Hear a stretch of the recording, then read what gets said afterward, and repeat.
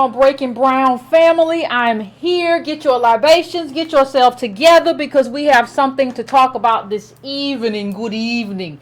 Isn't that the way a vampire says good evening? Good evening. That's why I hate when people say that to me. But anyway, good evening. We have some things we have to talk about, and I'm gonna try to make it as quick as possible, because people ask a lot about solutions, and I'm going to give a solution that I don't think people really want to hear, but that's okay. So what I want to do, first of all, take care of some housekeeping. If you want to donate to the show, donatebrown.com. That's donatebrown.com. You can donate to what happens here at the broadcast. Also, you can go to subscribetobrown.com. That doesn't cost you anything. But it keeps me having to be able to get access to you. Also in the chat, I'm putting up the link. If you want to subscribe to the newsletter, that's $2. That's $2 a month as well. So if you want to do that. Also, please just take a moment please take a moment to share this with your friends. Give it a thumbs up or whatever while we do what we do here as the Breaking Brown family. Please, please, please, please, please, please, please, please, please, please, please do that. I would appreciate it. Also, it's Prime Cody. Thank you. Also, and somebody else. Let me. I hate that I do this all the time. I hate that I do this all the time, and I can't.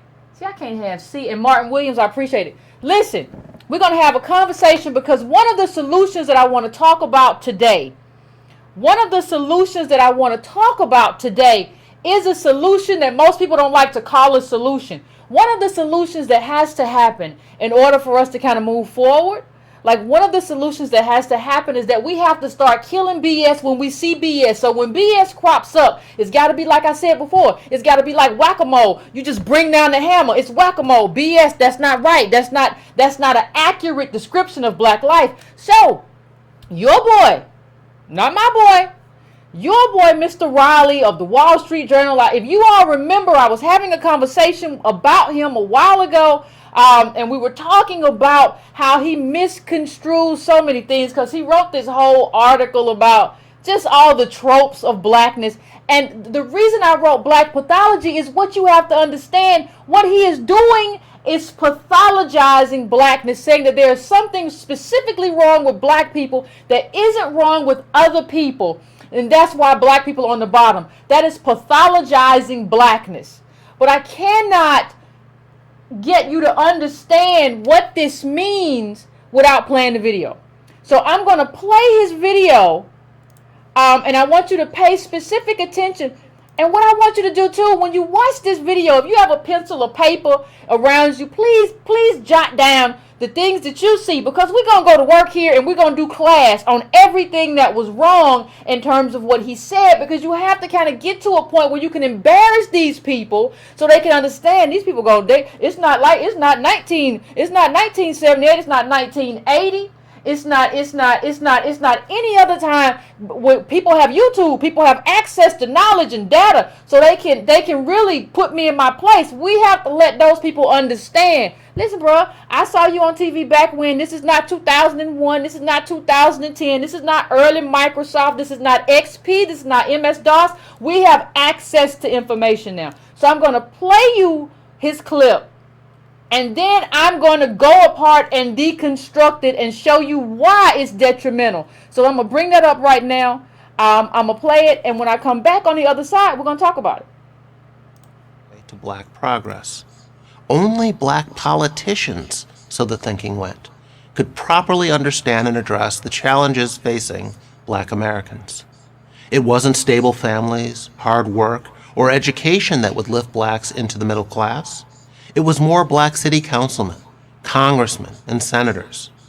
But the evidence, even according to liberal social scientists like Gary Orfield, indicates that there may be little relationship between the success of black leaders and the opportunities of typical black families. So while black politicians from Tom Bradley and Marion Barry to Maxine Waters and John Conyers achieved considerable personal success, their constituents did not. Yet this calculus, political success as a prerequisite to a better life, remains progressive orthodoxy today. When Michael Brown was shot dead after assaulting a police officer in Ferguson, Missouri in 2014, much was made over the racial composition of the police department and city leaders. But if black representation among law enforcement and city officials is so critically important, how do you explain the rioting in Baltimore the following year, after a black suspect there died in police custody? At the time, 40% of Baltimore's police officers were black. The Baltimore Police Commissioner was also black, along with the mayor and a majority of the city council. What can be said of Baltimore is also true of Cleveland, Detroit, Philadelphia, Atlanta, New Orleans, and Washington, D.C., where black mayors and police chiefs and city councilmen and school superintendents have been in office for decades. But to what end? As I document in my book, False Black Power, when blacks had little political power, they nevertheless made significant economic progress. In the 1940s and 50s, black labor participation rates exceeded those of whites. Black incomes grew much faster than white incomes, and the black poverty rate fell by 40 percentage points. Between 1940 and 1970, that is, during the Jim Crow era, with its racist laws, and before any affirmative action, the number of blacks in middle-class professions quadrupled. In other words, racial gaps were steadily narrowing without any special treatment for blacks. And then came the war on poverty in the mid-60s. This was supposed to close the gap once and for all. Yet despite billions of dollars of government assistance in the form of welfare payments, housing projects, and enforced hiring programs like affirmative action, black poverty rates remained unchanged relative to white poverty rates. In fact, a strong case can be made that to the extent that a social program, however well-meaning, interferes with a group's self-development, it does more harm than good. Government policies that discourage marriage and undermine the work ethic, open-ended welfare benefits, for example, help keep poor people poor. No wonder, then, that more black politicians bringing home more government aid has done so little to improve rates of black employment, home ownership, and academic achievement. As economist Thomas Sowell explains, the relationship between political success and economic success has been more nearly inverse than direct. The history of Germans, Jews, and Italians in America supports Sowell's observation. Each of these groups made significant economic gains before ever attaining significant political power. Asians are the most recent example. How many prominent Asian politicians can you name? On the other hand, the Irish, whose rise from poverty in the 19th century was especially slow, were very politically successful. Irish-run political organizations in places like Boston and Philadelphia dominated local government.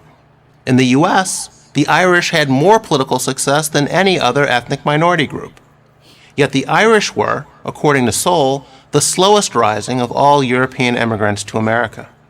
The black experience in America is of course different from the experience of the Irish or any other ethnic minority. But that doesn't undermine the obvious conclusion. Human capital is far more important than political capital. And the formula for prosperity is the same across the human spectrum. Traditional values such as marriage, stable families, education, and hard work are immeasurably more important than the color of your congressman, or senator, or police chief, or president. I'm Jason Riley of the Manhattan Institute.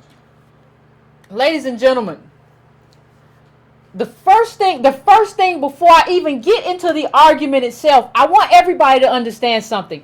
What you just saw was a conservative argument. Now, when Mr. Riley, somebody put in the chat, he's a right-wing person. Yeah, he is. But understand that where else have you heard that argument? That same argument of what about the Asians and what about the Irish and we just gotta have a good family or whatever. You have heard that from other black people, but who say that I'm about black empowerment. What I'm telling you is that we have to begin to if there's nothing else you don't get from this show, please understand today that we have to begin to understand ideology. Well, what do you mean, Yvette, by understand ideology? What I'm saying is that we have to understand what ideology means. What I'm saying is that this is a conservative argument, right? So if somebody else says that argument, you cannot like that argument and say, yeah, he right about the Asians, or yeah, he right about this group, and then call Ben Carson a name, right? And then say, I don't like Trump. And then talk about every other black conservative. Because if you are espousing these arguments, understand that you are espousing conservatism. If you are following someone who espouses these arguments, you are following someone who is a conservative. So if you are not conservative, I don't understand what you are doing in that lane. That is a conservative lane. If you have a problem with Ben Carson, you don't like Trump, you don't like Thomas Sowell, you don't like any of these conservatives, you don't like Republicans, you've never voted Republican, why are you saying stuff like this about Asians and Irish and see, the Asians don't ever get political, and it's just stupid. It's moronic. So first of all, one of the problems that we have, see, when you talk about solutions, one of the things we have to do, we have to shut this kind of thing down. But we have to understand what ideology means. You have to understand what is your ideological outlook. Do not call yourself a leftist or a liberal or a Democrat and go around talking this nonsense because you do not understand how your community is situated historically and how that history has impacted wealth. Let you see, this is how I know that Mr. Riley is a dishonest person and that he made a dishonest argument. Everything that we are as descendants of slaves comes from slavery, that poverty is still in the system, the wealth is still in the system, and then Reconstruction, Jim Crow, everything comes out of that. So for you to say, yeah, black people are different, but we can still see the truth. You cannot discuss outcomes. Listen to me, people. You cannot discuss specific outcomes of a community without discussing those specific histories. I'm going to say it one more time. You cannot discuss specific outcomes in any community, any group, not just us. You cannot compare outcomes, not just us, without comparing those histories. It's just not possible. Now let me get my other tweet, I want to bring something up because I want to make sure that in terms of how we discuss this, that we discuss this in the most specific way possible. And see, here's something that we have to understand, and I'm just looking to see if I see just looking to see if I see it. Now, those of you, some of you remember this book. If you don't remember this book, I'm gonna put it up. I'm gonna put it up for you just so you can remember this book. Okay? This is a book that I put up before, but this is a book that everybody needs to read. If you do not have this book, if this book is not available, you have to, and we're going to get to the specifics of this book in just a moment. And I'm going to lay out why you have to have this book. We're going to get to that. But the first thing I want to do, I want to talk about what it means to be a liar. Because Riley's just a liar. So what I want to talk about and what I want to get to the crux of is what it means to be a liar. And kind of like, what I'm kind of doing is trying to tell you what to look out for. Because a lie is a very interesting thing. Because a lie always has a lot of truth in it. So what a liar does, they cut up the truth and put it back together in a way that doesn't make sense, that advances their interest. A liar cuts up the truth in a way that makes sense for their interest and puts it back together in a way to manipulate you. So that's what he does. And that's why he skips over so much. So what I'm going to do is go point by point, and we'll talk about what makes this a lie, but how he tries to include the truth. And one of the things he'll talk about, he says, well, black politicians black skin and having black politicians hasn't necessarily advanced black people.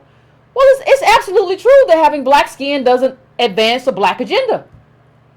I think Obama was proof of that. A black agenda is an agenda that we put up that will advance the material well-being of black people. Now, Yvette, what do you mean material well-being? I mean, how much wealth do you have? How much stability do you have? Do you have water? Do you have housing? How secure are you in these United States of America? That is your material life. I want you to stop looking at things that do not impact your material life. Well, what are you talking about, Yvette? Oh, I'm not saying stop looking at them. Stop giving them so much weight. There are a lot of things that we give a lot of weight to that do not impact our material well-being. What am I talking about? Stop talking about how that 2 Chainz album, it was political, this for the culture, or how hair is the most political thing of the 21st century, or whatever. What we're talking about is, do people in Flint have water that don't have lead in it? Lead is a neurotoxin. What we're talking about is, do people in Alabama, have we gotten a hookworm out of their yards? These are our material interests. That is what we should be fixated on. Don't let these people get you fixated on culture. Culture does not feed you. Culture does not get your kid or your nephew out of jail. We have to be fixated on politics and political outcomes for our community. So in terms of what Riley does, I understand the kind of lie he tried to push, saying, well, black politicians don't necessarily mean. He's right. Black politicians don't necessarily mean anything. But black politics, here's the catch, black politics is everything. Having an agenda that benefits the majority of your community and advocating for that and organizing for that and holding your politicians accountable for that, that's everything. Now here's something else. We said it's not about black skin, and we talk about the lie. And what he doesn't tell you, he says that black people have had, and let me put this article up. If you want to pull it up, and I put this article up before, the false promise of black political representation. So if you see that title, right? If you see that title, you think he's right. Like, us having black representatives hasn't necessarily meant anything good for our community. Well, yeah, he's right. But you have to be very careful, ladies and gentlemen. You have to be very careful, very, very careful of listening to people who tell you half the story. I said this time last year, I haven't gotten around to it, that I was going to write a book on people who tell half the story and how telling half the story guts our understanding of our own lived experience as African Americans. That's what I said, and I'm still going to do it, because people who tell half the story or tell 3/4 of the story tell the best lies. So he gives you this and says black, so he basically tries to tell you not to be political. Now, being political is the thing that got you the right to vote, to even come in there, the Voting Rights Act, to even come in there and decide who you want. Every other community is political, but he's telling you that as black people, you shouldn't be political. Okay, the second part of what he doesn't tell you, and this is kind of key. It's not key to everything, but it's key. What he doesn't tell you is this. This is from the article. He doesn't tell you that it's not just black people, that there are other communities that experience the same thing. Let me read this from the article. The article says the story is similar for several other groups. The more that women, the poor, or Hispanics support a federal policy, the less likely the policy is to be enacted. Strikingly, as women move from universal opposition to proposal and universal support, its odds of adoption plummets from 75% to 10%. Changes in the ideology of the female or poor voters also have no effect on state legislative outcomes, right? So what you're seeing, he's basically telling you, black people don't try to do this because this don't work. Don't do this thing when you try to be political, because it's not politics that's going to get you anything. It's not politics that's going to get you where you need to go. Politics is actually, based on what he's saying it's problematic, right? But he doesn't tell you, the lie is that he doesn't tell you is that it's the same thing for a lot of other groups. So what that means is that it's not a black issue. It's an American issue. It's actually a plutocratic issue. It's an issue of what happens when a few people have all the money and everybody else has less. And yeah, we suffer more because we're on the very bottom and have the least amount of wealth. But it is actually intellectually dishonest for you to not tell me that there are other groups that are impacted similarly to me. You tried to make it a black thing. You tried to make it into black pathology, Mr. Riley, and that's not what happens. And let me show you what is happening. Can we show you what is happening? If you want to see this article, America is not a democracy. This article was in the Atlantic. America is not a democracy. And what this article basically tells us is that is that this is an American issue. Let me read from the article for a second. It says the results were shocking. They did a study. It says Jollins and Page tested those theories by tracking how well the preferences of various groups predicted the way that Congress and the executive branch would act on 1,779 policy issues over a span of 2 decades. The results were shocking. Economic elites and narrow interest groups were very influential. They succeeded in getting their favorite policies adopted about half of the time, and in stopping legislation to which they were opposed nearly all of the time. Mass-based interest groups, meanwhile, had little impact on public policy. As for the views of ordinary citizens, they had virtually no independent effect at all. When the preferences of economic elites and the stands of organized interest groups were controlled for, the preferences of the average American appear to have only a minuscule, near zero, statistically non-significant impact on public policy.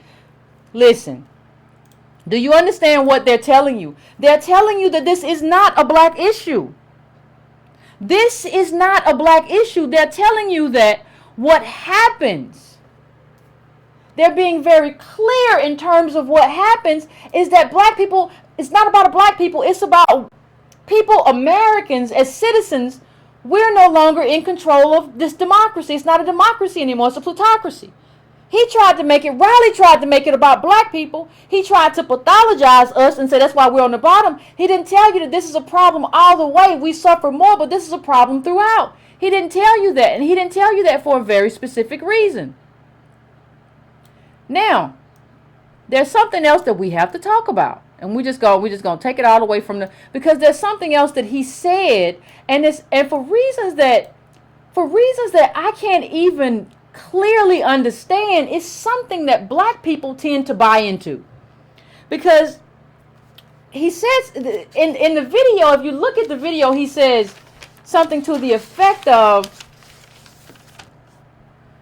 and we already talked about, those of you who are new, I'm not going to cover this all the way over again, but we've talked about how black people edge out other groups in terms of savings, and how white people who drop out of high school do better than black people who graduate college. So this is not a matter of education. This is not a matter of hard work. When you see unemployed, white people still have more wealth than black people who are gainfully employed. And we have to understand that wealth is not income. We have discussed that before. Wealth is something that is intergenerational. It is passed down. Income is what you make on your job, right? Those are not the same things. So we have to first of all, we have to understand that, right?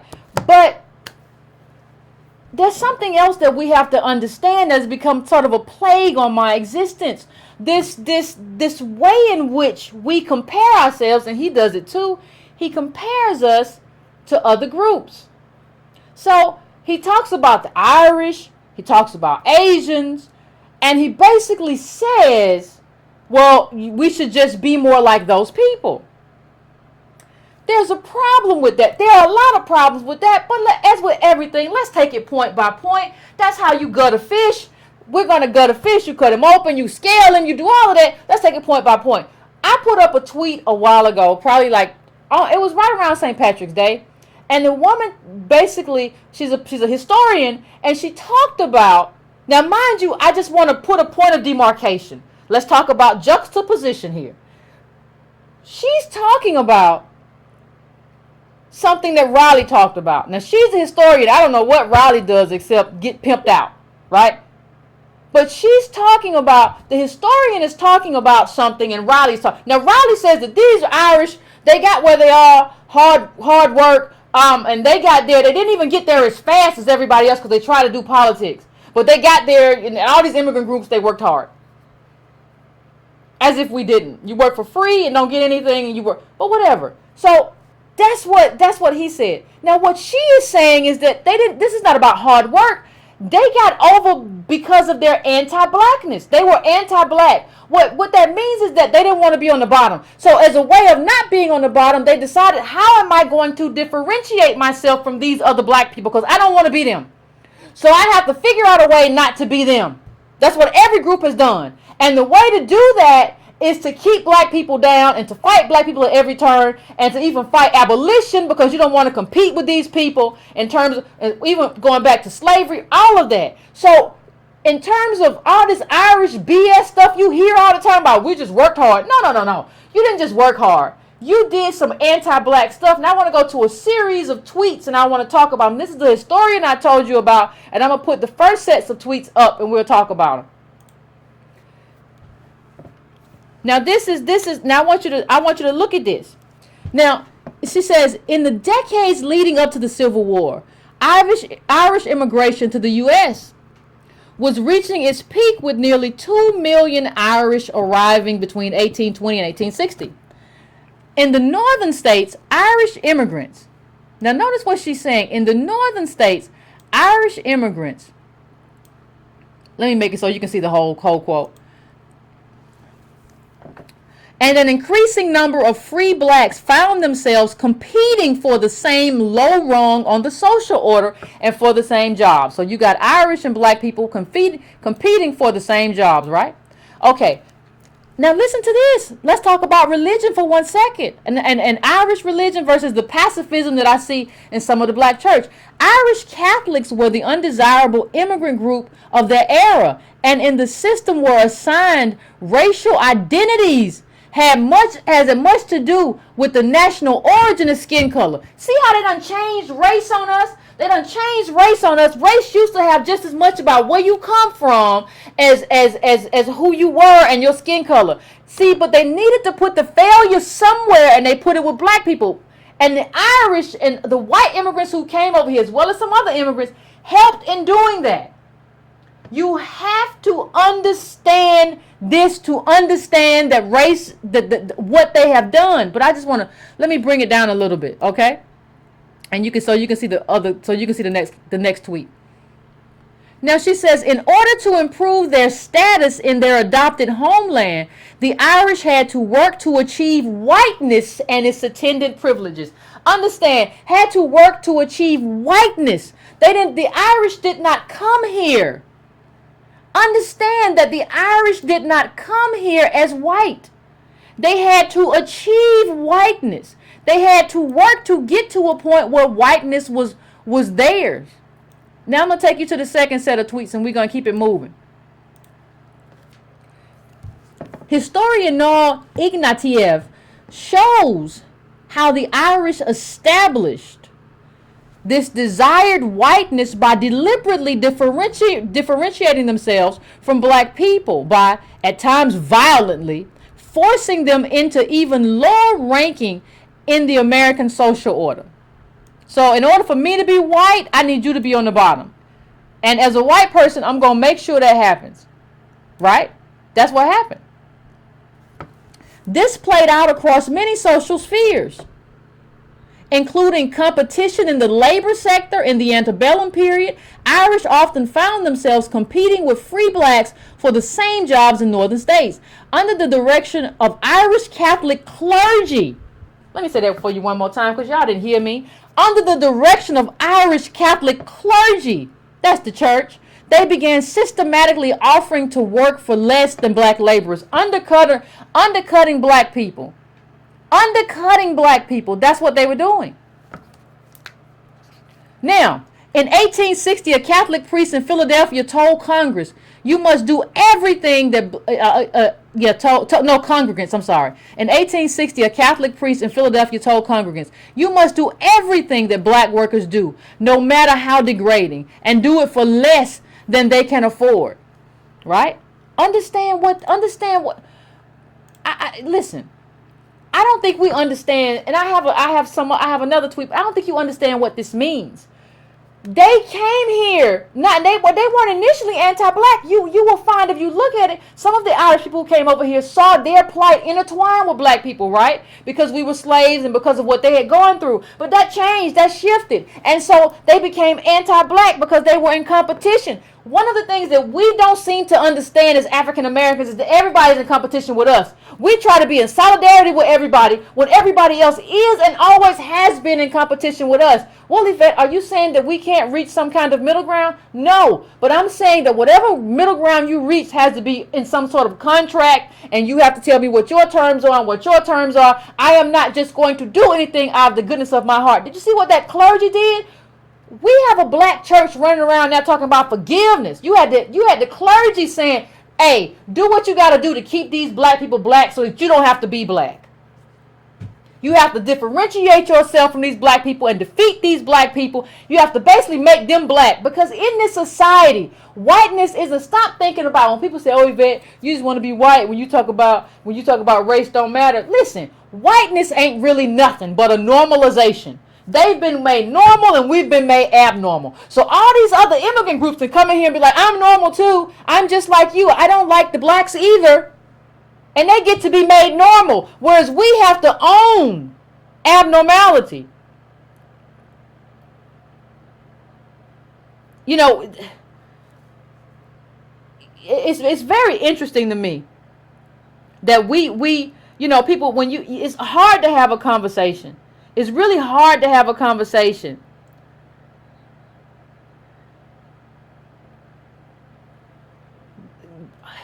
You know, when you say this to people, people don't understand. Nobody understands what we're saying about how race has been made. Race is just a designation for who we're going to put on the bottom. And the immigrants who have come here understand that this is about who is going to be put on the bottom. And they're basically saying it's not going to be me.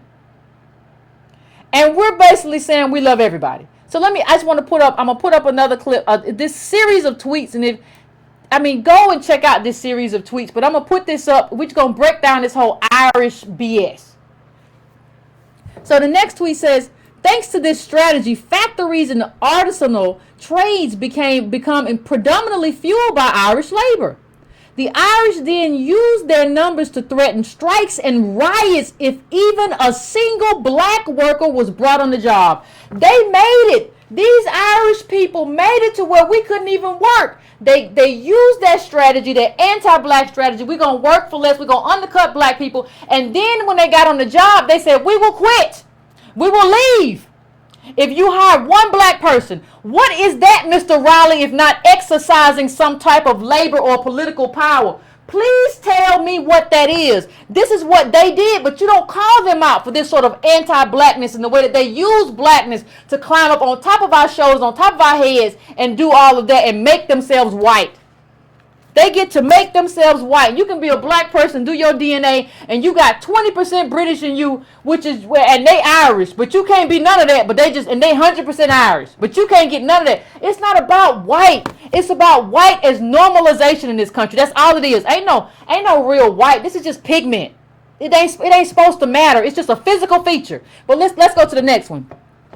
If they worked better jobs for better pay, the logic went, they would prove themselves worthy of a higher racial and social class. Now it says in 1853, Frederick Douglass wrote that every hour sees us elbowed out of some employment to make room for some newly arrived immigrant from the Emerald Isle, whose hunger and color entitled him to special favor. That's Frederick Douglass, ladies and gentlemen. Now, Frederick Douglass said that today he would be seen as an anti-immigrant. They would tell him to go away. You don't love all people. You're anti-immigrant. I think Frederick Douglass was just loving his people. But let me go to the next tweet. Even the burgeoning worker rights movement failed to see slavery as a labor issue. On the contrary, Irish American workers compared their condition unfavorable to slavery. Understand, an Irish person saying that my condition is better than your condition is better than mine. Because I want you to stay a slave, because if you are not enslaved, then you get to be competition for me. And she says, self-identifying as wage slaves, they claim, the Irish now she's talking about, self-identifying as wage slaves, they claim they had it far worse than actual slaves because they weren't entitled to benefits like the material comfort and assurance of work they perceive slaves as enjoying. Ain't that some stuff? As a congressman at the time claimed, the only difference between slaves in the South and the wage slaves in the North was the one is the slave of an individual, the other is the slave of an inexorable class. Think about what that means. I don't know if you understand what that really says. They are actively putting themselves in a position to dehumanize us and get what we're owed. And you say, well, what about these other immigrant groups? This is who they are. Listen, and believing that the end of slavery will ultimately lead to more competition for jobs and depressed wages, Irish Americans took a strong stance against the abolition movement. They took a strong stance against the abolition movement. Now, well, what will you say? Well, I heard what Douglas said, Yvette. What did other black leaders of the time say? Here's what W.B. Du Bois said. Du Bois said, I am glad to have your letter of March 4th. I regret to say that there can be no doubt of the hostility of a large proportion of Irish Americans toward Negroes. It has been manifest in so many ways and so continuously and emphatically that there can be absolutely no doubt about it. I have been in personal contact with Irish Americans from my childhood up until the present. I have found very few of them who have expressed the slightest sympathy for the Negro. And in our present organization, we have lamentable few, listen, of Irish descent. Now, if you want to read more about this, you know, I have this book. If you want to read more about this, Breaking Brown Book Club, it's how the Irish became white. So if you want to read more about this, how the Irish became white, and as I said a moment ago, when affirmative action was white. So if you really want to get down and understand this in a way that makes total sense, you have to read that. And they're telling us no matter, it doesn't, and they told us one drop. See, understand how race was a con. They told us, well, if you have one drop of black in you, you're black. There are all kinds of white people walking around here and have generations back getting the benefits of whiteness with more than one drop. Right? There are all kinds of people who come from other countries who have no whiteness in them, who are getting the benefits of whiteness. The door was shut though to us. Our door was shut. Now we've been mixed up in this country for a long time, but our door was shut. And you got to stop thinking about it as a door to whiteness. Nobody's trying to be white. It's a door to normalization. That's what we're talking about. This is a door to being normal that has been shut. Now, we talked about the Irish and how the Irish became anti-black as a way of getting whiteness. The best way to get and be white is say, I'm not like them. I'm not like, you see them Negroes over there? I am not them. I'm going to do whatever you need me to do and be whoever you need me to be, but I'm not them. That's how you get made white. That's how white becomes normal. That's just how it works. Because in America, and I've said this before, in America, failure has to fall somewhere. Well, what are you saying, Yvette? The other people don't fail? No. I'm just saying we're at the bottom. And if you're at the bottom, most of the garbage and the stuff that stinks and rots goes to you. It doesn't mean some of that is not spread out to other places, but it means there has to be some type of garbage disposal to catch everything. And that's what they made us by making us black. They say, yeah, you've been here and we all mixed up and we know we are the same and we know blackness and darkness and hair texture is a feature. It don't mean anything, but you're still black. See, they tried to use pseudoscience for a long time to say, well, we're inferior or whatever, but it turned out that was just garbage. It was garbage science, right? So only thing they have now is just to say, well, you have some features. That's not black. That's not anything. That's stupid. So we're the only group that doesn't get normalized. And let me just say something else. One of the things that we have to talk about. Let me pull up this clip because there's another part that he says, because he doesn't just talk about Irish people. He talks about well, who is the Asians politician? And like, let me just put this chart up really big first. And this is poverty in terms of Asians here. Like this is and understand at the very bottom with the Hmong and the Cambodians, you see a lot of rates of poverty and stuff that look close to black people. You see really high rates. What this goes to though is how ignorant it is to talk about Asians as like one group. These people come from, you're talking about everybody from Filipinos to Japanese to Chinese, all of that stuff. That's what we're talking about, right? So it's really very ignorant. And Mr. Rao is an ignorant person to try to have a conversation about Asians as if they're one group, as if we're just talking about Chinese or Japanese. He doesn't understand that different groups of Asians do very differently in this country. And there are some black people who love to talk about, well, what about the Asians? Who don't understand that different groups of Asians do very differently. The groups of Asians that get here, though, the largest groups of Asians that get to this country come from privileged backgrounds. That's the comment. This is, that's the comment that was made by Nicole Hannah-Jones. She's an expert. She does most of her work on education. But what she says is that when Andrew Sullivan, she was talking about Andrew Sullivan in this tweet when he talked about Asians as the model minority, which is garbage and is racist. She said Andrew Sullivan may want to start by studying immigration policy to see which Asian groups are allowed into this country in the first place. Well, yeah. You see a rate of like half of Chinese immigrants who come here have a degree. That's more than double Americans, not just black Americans, double Americans in general. There is no model minority. And like the thing that is so troubling, only 2% of Chinese are college educated, but 50% of Chinese immigrants are college educated. So 50% of the immigrants who come into this country are educated. The elite come into here. The elite get to America. And you're saying, what about the Asians? What is wrong with you? You cannot continue to let black people get away with saying this garbage and you walk by them. These are elite people. They're elite in their own country. And so when they get here, they're elite too. These are not regular people, and they don't have the same background. They don't come from slaves, and they have not been designated to be the bottom and the garbage disposal of this country. You cannot talk about outcomes without talking about histories. If you don't understand anything else, understand you cannot talk about outcomes without talking about histories. You have to talk about the history of a people, and you have to thoroughly analyze those histories and compare those histories. If not, you are a dishonest scoundrel, and you should be called that.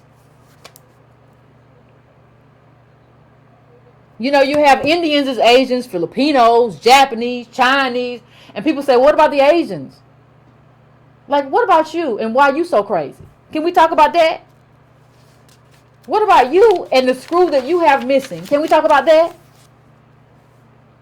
It is insane. And let's talk about something else. This is for those of you who like to pull stuff up while we're having the conversation, let me put this up right here. This is a Washington Post article, and it's called "The Real Reason the U.S. Became Less Racist Towards Asians." Right? Now, this is very interesting. This is a very, very, very, very, very, very, very, very, very, very, very, very interesting story. So, a lot of people will say that, well, Yvette, it doesn't quite make sense to me that these Asians that they get treated in this way, and I don't really understand, and what's going on? Well, if you look it up, and I'm going to look at I'm going to see, I think I have it up here, but I'm going to look for it. I think I pulled it up before the show. One of the things that this article tells you is how Asians became like this model minority. And it's very interesting. Because what happened was everybody, including African Americans, see, it says, I'm reading from the article right now, to combat racism, minorities in the United States have often attempted to portray themselves as upstanding citizens, capable of assimilating into mainstream culture. Asian Americans were no different, Wu writes. Some, like the Chinese, sought respectability by promoting stories about their obedient children and their traditional values. Does that sound familiar? The Japanese pointed to their wartime service as proof of their shared Americanness.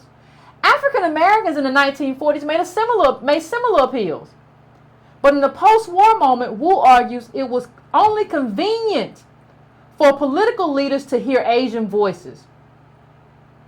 The model minority narrative may have started with Asian Americans, but it was quickly co-opted by white politicians who saw it as a tool to win allies in the Cold War. Discrimination was not a good look on the international stage. Embracing Asian Americans provided a powerful means for the United States to proclaim itself a racial democracy and thereby credentialed to assume the leadership of the free world. Stories about Asian American success were turned into propaganda. So when you hear people talking about what about the Asians, what you have to understand is that these people, these are black people who have digested American propaganda to fight the Cold War and are using it in a way that is detrimental to black people. This is what is happening. Let me tell you, I'm going to tell you, this game is so cold. The way this game has been played and the way we still, and so many of us and so many people that we look up to and listen to have not caught on to this game that's being played. The stereotype stuck. That stereotype about Asians stuck, but it was never true. It was propaganda, and that's why we remember it so well, because it was propaganda that America put out to win the Cold War. And it was also propaganda used. America decided they could still use, racists like Andrew Sullivan decided they could still use that sort of propaganda, right? Because you can use that propaganda to say, well, this is why black people aren't excelling. Every group that comes here tries to do that. And we're the only group, we try to do it and they won't never let us be normal. Built the whole country of free labor and still can't be normalized into American culture, into American life. Anybody who says to you, what about the Asians or what about the Irish, you have to understand. Anybody who says that to you, I don't care who they are, they're your enemy. They are pathologizing blackness. They're making blackness into a pathology. What they're really saying is there must be something wrong with us. And there's nothing wrong with us. There's nothing wrong with us that ending white supremacy will not cure. You have to understand that. Now here's what the second part of this thing, the second part of this whole conversation, I'm trying to take it apart bit by bit, is this whole idea that he says something in the video to the extent of, well, the problem is that black people, you know, well, we've had all this special affirmative action and special welfare, and we haven't gotten anywhere. We've had what? Wait a minute. What? So you make it sound like black people have gotten something that other people haven't gotten. Well, really, the truth is that black people got far less than everybody else. That's the book. If you didn't tune in earlier when affirmative action was white, you can see it. But let's just look at this GI Bill for 1 second. Let's just look at this. And if you want to pull that up, pull up Demos, how the GI Bill left out African Americans. You can pull that up real quick. And one of the things that it says in terms of how that happened, it talks a little bit about wealth. Right? Wealth is everything in America. Wealth is everything. Wealth is how we express politics. It is everything. So here's what we see. Economic success in America is seen as a reflection of what kind of family you were born into, right? Family wealth can take generations to build. Let me move this over. Family wealth can take, it does.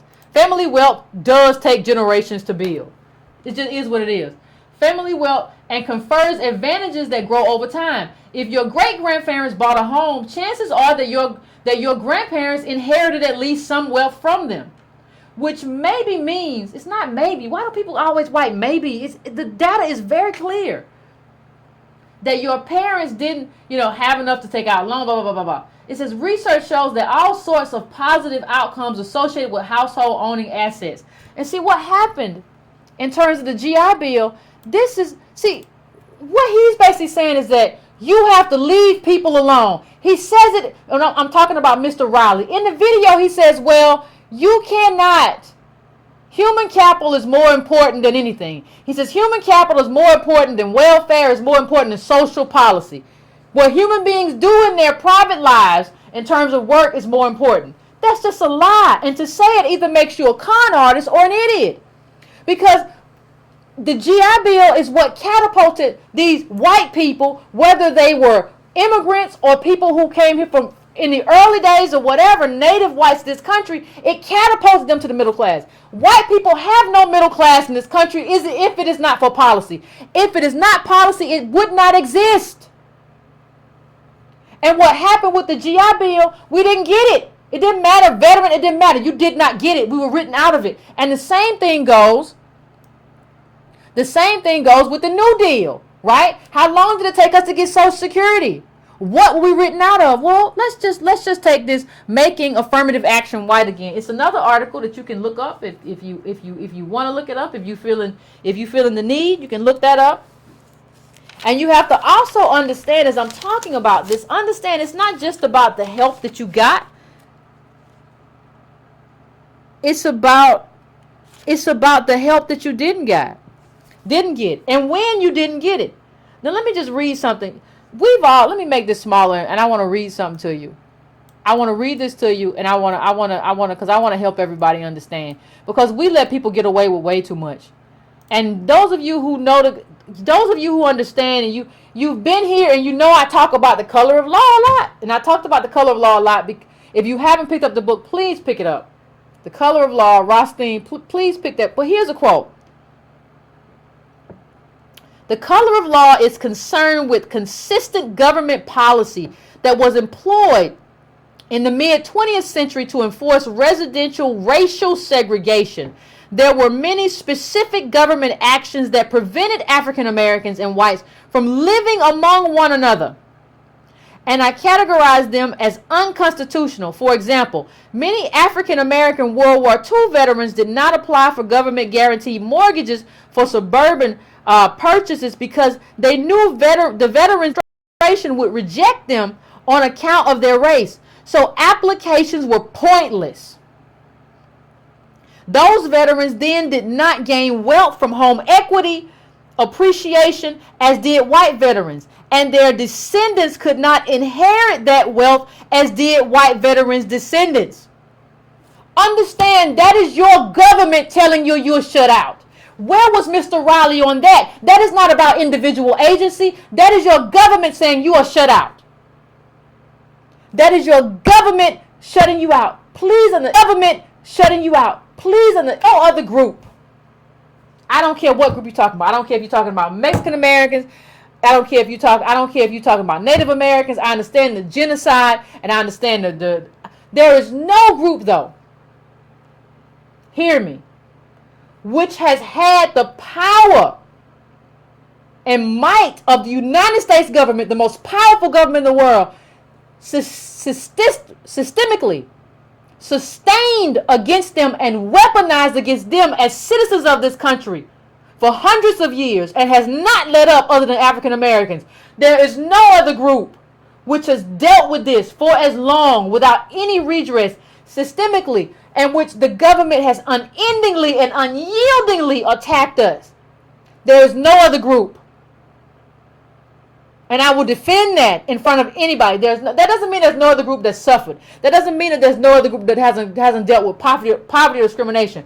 But the kind of thing that we have dealt with by being put on the bottom is something that no other group has had to deal with. And for Mr. Riley, an alleged black man, to say something like that and to say this warmed over garbage so he can sell a book and he can pad his pockets is unlike anything. Unlike anything I have ever seen. I've never seen anything like that. I mean, we have the data now. You can't just say stuff no more. We have the information. So let me just say this. You know, and I'm gonna put a couple of quotes, and this is one of the quotes, right? It says, "New Deal and fair," from the article that I just put up, "Make America White Again." New Deal and fair housing initiatives created a modern middle class for enabling more Americans to attend college, secure good jobs, buy houses, and start businesses. But in the waning days of Jim Crow, as a result of public policy, many African Americans were blocked from these opportunities and fell even further behind than their white counterparts. The country missed the chance to build an inclusive middle class. The country, not black people. Black people didn't miss anything. The country missed the chance to build an inclusive middle class. Now understand something else. I want you to understand something else. We're talking about, this is why I keep saying it's also about when you did get or didn't get money. We're talking about building wealth during a time where America's booming. America's on the rise. America's on the decline now. America's not growing. That's why everybody's going over there talking about they're going to build emerging markets. This is finished. These people built wealth that they can pass down during a period, a very specific period. This is important, people. It's not just about when you get money. I mean, it's about when you get money. It's not just about getting money. We're out here thinking we can get this same money tomorrow. Well, I can just go and build my business. No. They got it during a time where it meant something, where labor meant something, where money meant something, where you could build, you could pass that down and give it to your kid to build something, give your kids something, your kids something, your kids something. That was the timing of growing America, boom and bust. War means money, and it means money just not for the people in defense. It meant money for the people who were immigrants and who were white. It just didn't mean no money for us. And that's what it is. Now let me take you to a second quote. The second quote, "In fact, today's socioeconomic order has been significantly shaped by federally backed affirmative action for whites."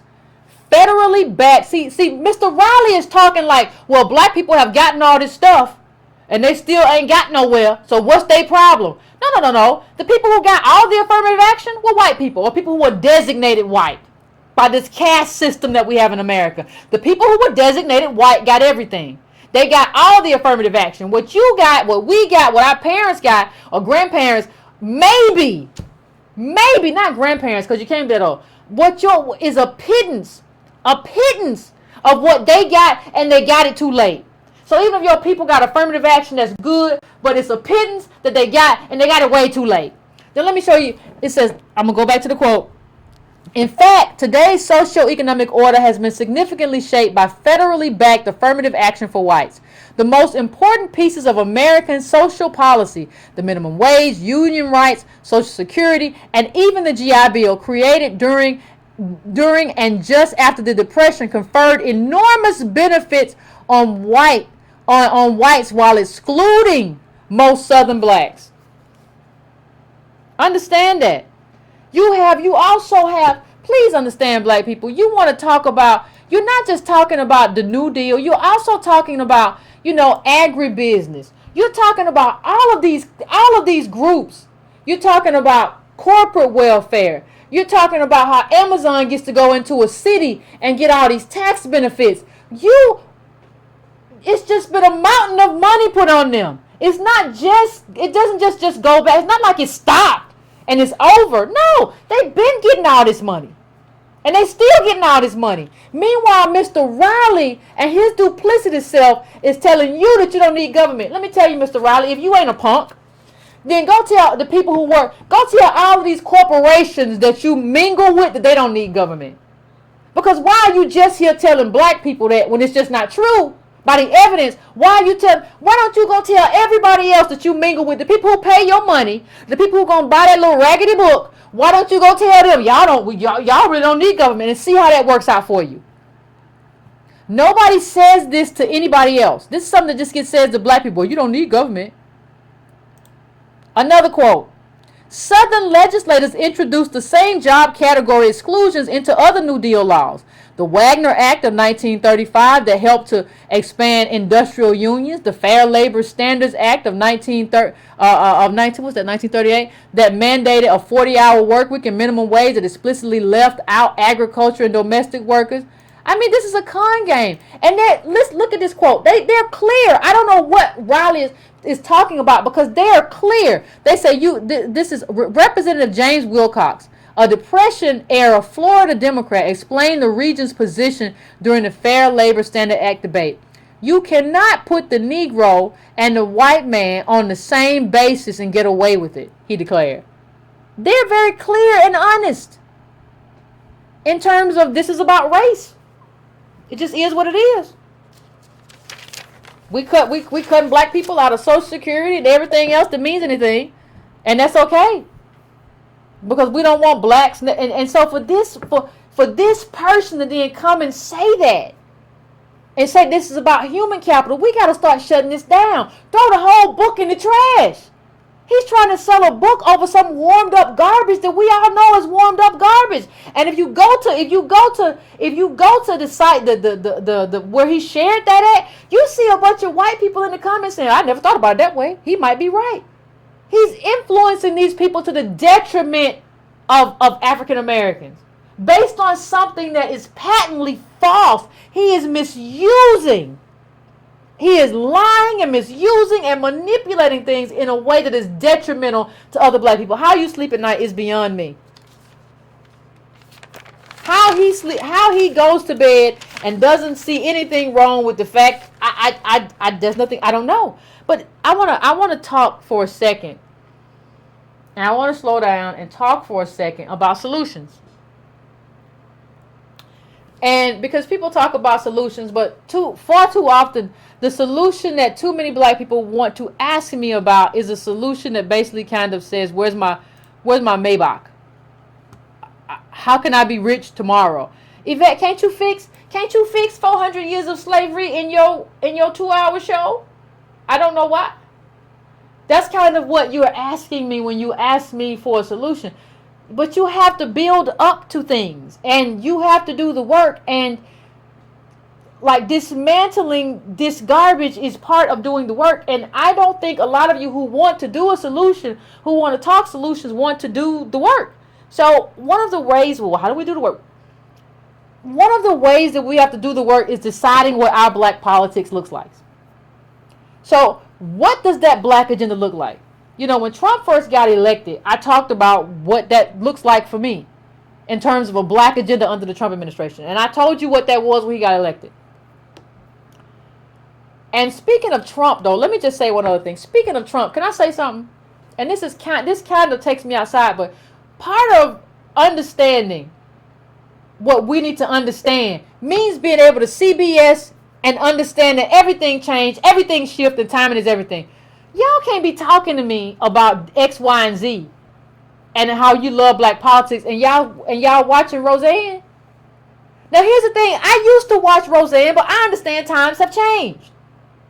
Now now Roseanne is a Trump supporter, and she's not a Trump supporter in the time when like Trump just got elected and we're gonna see what he gonna do, because you have to understand timing is everything. She's a Trump supporter right now after everything you've seen, and y'all, I'm gonna go watch that Roseanne.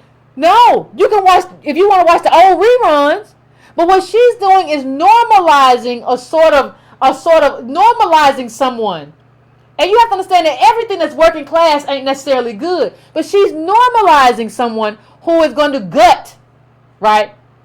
Going to gut Section 8. Going to gut everything that undergirds black life. How are you watching that show? So part of what you have to be able to do in terms of a solution is like make assessments.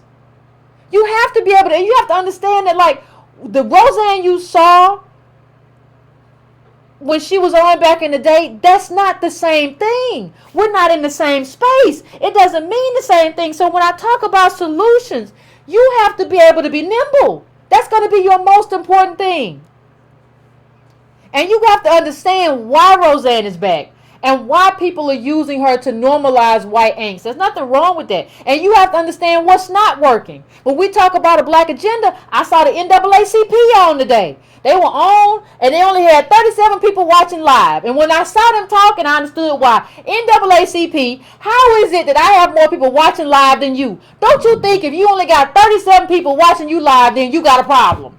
There's something wrong with you and your message in terms of how you relate to black people. Well, that's because you're not advocating for black people. You were up there talking something about the census and about immigrants and anti-blackness. You were meshing a bunch of stuff together that don't go together, like citizenship and being African American. That don't go together. So since you're not willing to advocate specifically for African Americans, you only got 37 people watching. That means you don't matter. Like if you only got 37 people watching your live video, you don't matter as an organization. So we have to be able to be very specific and understand our own political needs to the exclusion of everybody else. I'll get together with everybody else later and talk about how we can come together, but I have to have my own agenda right now and decide what me and my people need, and I'm going to base my political advocacy on that. Right? I'm going to do that. So if you want to talk solutions, the first thing you got to do, you got to get your mind right. Like, I got a lot of people talking to me about solutions who then will turn around and be like, Yvette, but the Asians. Well, your mind ain't right yet. You ain't got your mind right. And I understand a lot of this stuff. You know, I'm not one to say that. I've never been one to say that, you know. And somebody at one point they had 2K watching. Not when I got there. When I got there, they had 37 people. And even if you had 2K, 2,000. Hey, do you know how many people, like, if BuzzFeed doesn't... Do you know how many people there are in America? Understand one thing. I don't even care if they had 10,000 people watching. You are a historic civil rights group. What have you done not to be able to harness the African American community to show up for you and show out for you, given your rich history? The NAACP has a very rich history. I'm not saying it doesn't have some black respectability issues. I'm not saying that. But I'm not throwing the baby out with the bathwater here. You have a very you have some messed up stuff you did, and you have some good stuff. How can you not harness any of that to like get black people to show up in a major way and watch what you have to say? And I think a lot of that has to do with black people don't care.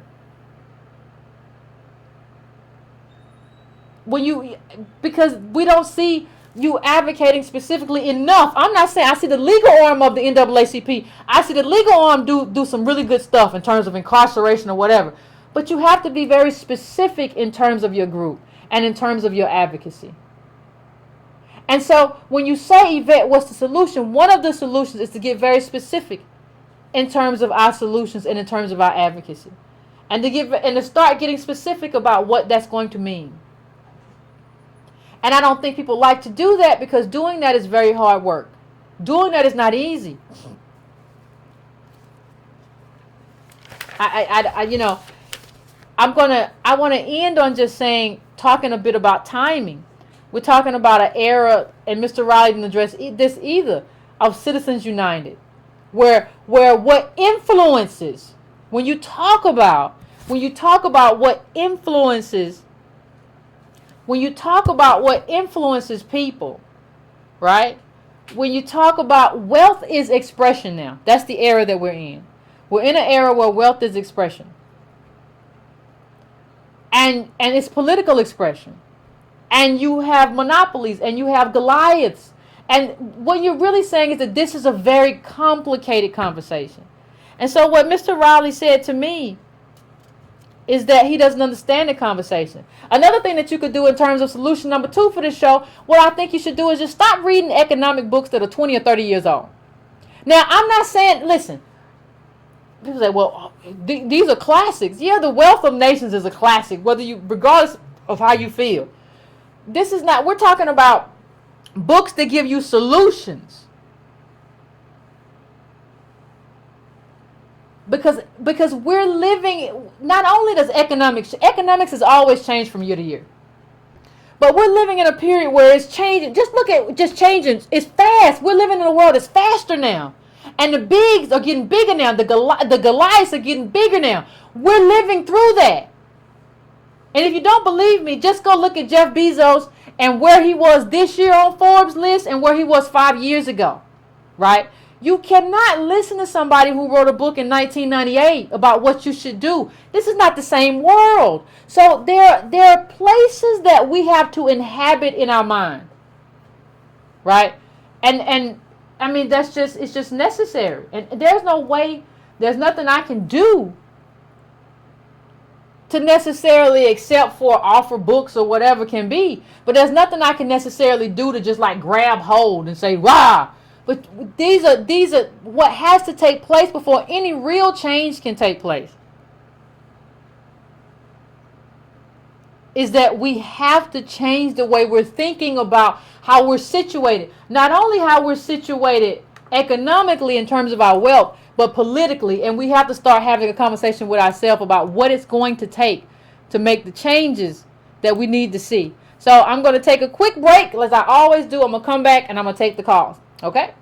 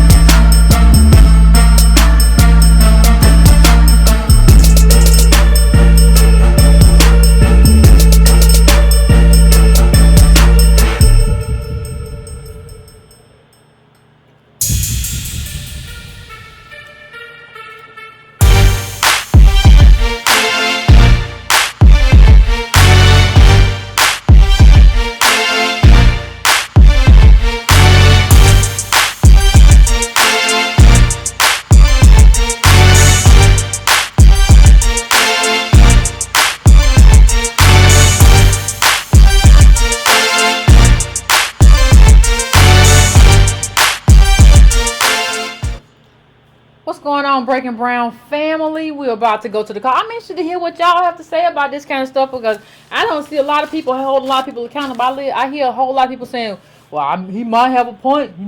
I ain't think about it. So I'm going to area code 469. I'm coming to you first. 469, what is your name and where you calling from? Hey, Yvette, it's LJ from Dallas. How are you? Pretty good. How about you?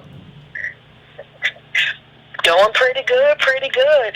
I know you say that people always look to you for solutions, and it seems like you're going to be the one is going to be our Jesus to correct 400 years of damage in a system that was never created for us or by us.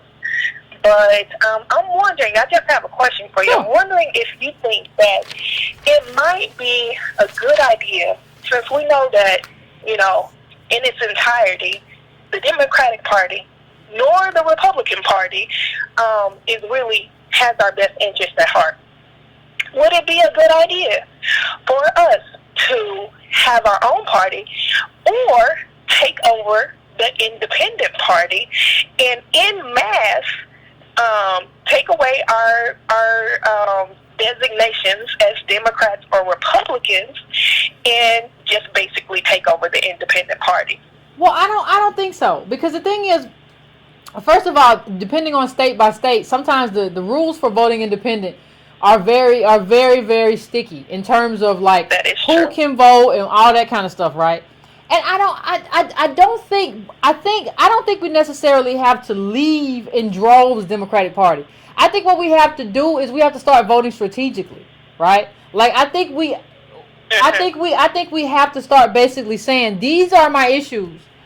And if you're not going to do that, I'm going to find another party that will. I don't care whether it's the Green Party or the Independents or the Republican or whatever, like, or we will strategically vote for you, or we will strategically sit out, or we will strategically vote for somebody. But the thing that has to happen, though, it has to be done in a voting block. Like, we're going to have to, like, not necessarily not vote as individuals or anything like that. We're going to have to start doing things together and collectively. It's not going to, otherwise it's not going to work. And we're going to have a conversation about, first of all, this is our agenda. And if you are not, we need to understand what our agenda is. I mean, like you said, part of why I tune in, and I try to tune in live as much as possible, but I try to get into the practice of making black politics part of my every week, daily type of routine. And like you said, for instance, talking about Roseanne, I was like, when she came out and she was, even Jimmy Kimmel was looking at her like sideways, like, you've seen what he's done up until now, and you're still a supporter. I was like, I'm not going to contribute even one extra rating to that. They had 18 million people or whatever rating from the Nielsen ratings. I was like, no, she's not going to get that from me. I'm not going to be the reason that they get a second season. But I think it's very true what you said. We do have to make sure that we're very collective and strategic in voting as a collective block, but we have to always be mindful of what's going on. And that's not, for me personally, that's not me tuning in to Roseanne or tuning in to Love and Hip Hop. I'm sorry, that's just not what I do. Black politics for me is something that I know is extremely important if we're going to go forward, collectively. No, I agree, caller. I thank you for calling in. But no, I mean, thank you. Here's the thing. Like, you have to be willing to drop something in a heartbeat. I'm dropping it. I'm finished. Right? Because I used to watch Roseanne too, but that's not the same Roseanne. That's not the same struggling white people. I'm cool with whoever. No, and it's not like, if Roseanne had come out with this before Trump was elected, I would get it. Because I talked about some of the anxieties. But now that we know what he's doing, you're going to make her a Trump supporter? Really? Like, you could have even left politics out of it for the most part, but you chose to do that. So that means that what you're choosing in terms of you choosing to do that, you're choosing for me not to watch your show. And it doesn't matter that I used to watch your show. It doesn't matter that, there might have been poor white people that live near you. And so you watched the show because they made you, no, that's not who Roseanne is. She don't care. Like, I read the interview with her in the New York Times. Roseanne don't care. She don't care about what happened to you. She don't care. She's just, this is like, let me tell you, this is a money grab. Like, we don't, like, a lot of what we don't see as African Americans, we don't see what a money grab look like. This is a money grab. I'm sorry. This is a way for her to come back and do and get a lot of money for doing not a lot of work. And if you, this is the interview that I'm talking about. If you all haven't seen it, I mean, this is a woman who has a nut farm. You know, I don't know whether it's macadamians or almonds. How I know? But I'm just saying, she got a nut farm and she's not concerned. She just wants to come back and get that check. A lot of people are coming back because Hollywood, the media, a lot of people are doing this whole nostalgic thing. They don't want to, because it's real easy. I don't want to create nothing new. I don't want to be creative. I'm just going to do some nostalgic stuff that I know you used to like back in the day. Right? So you're bringing her back and she's normalizing. Like what you see with Trump in terms of the housing and the way he's a Medicaid and Medicare and what we're talking about and these taxes. Like what you see is just like radical. It is the most, it's radical right wing. And what she's doing is normalizing and saying, well, you know, we need to talk about it. And now these people now, yeah, you live in Hawaii with a macadamia farm talking about how we need to talk about working class people. Get off my TV. I'm going to the next caller, 870-870. I'm coming to you. What's your name? Where you calling from?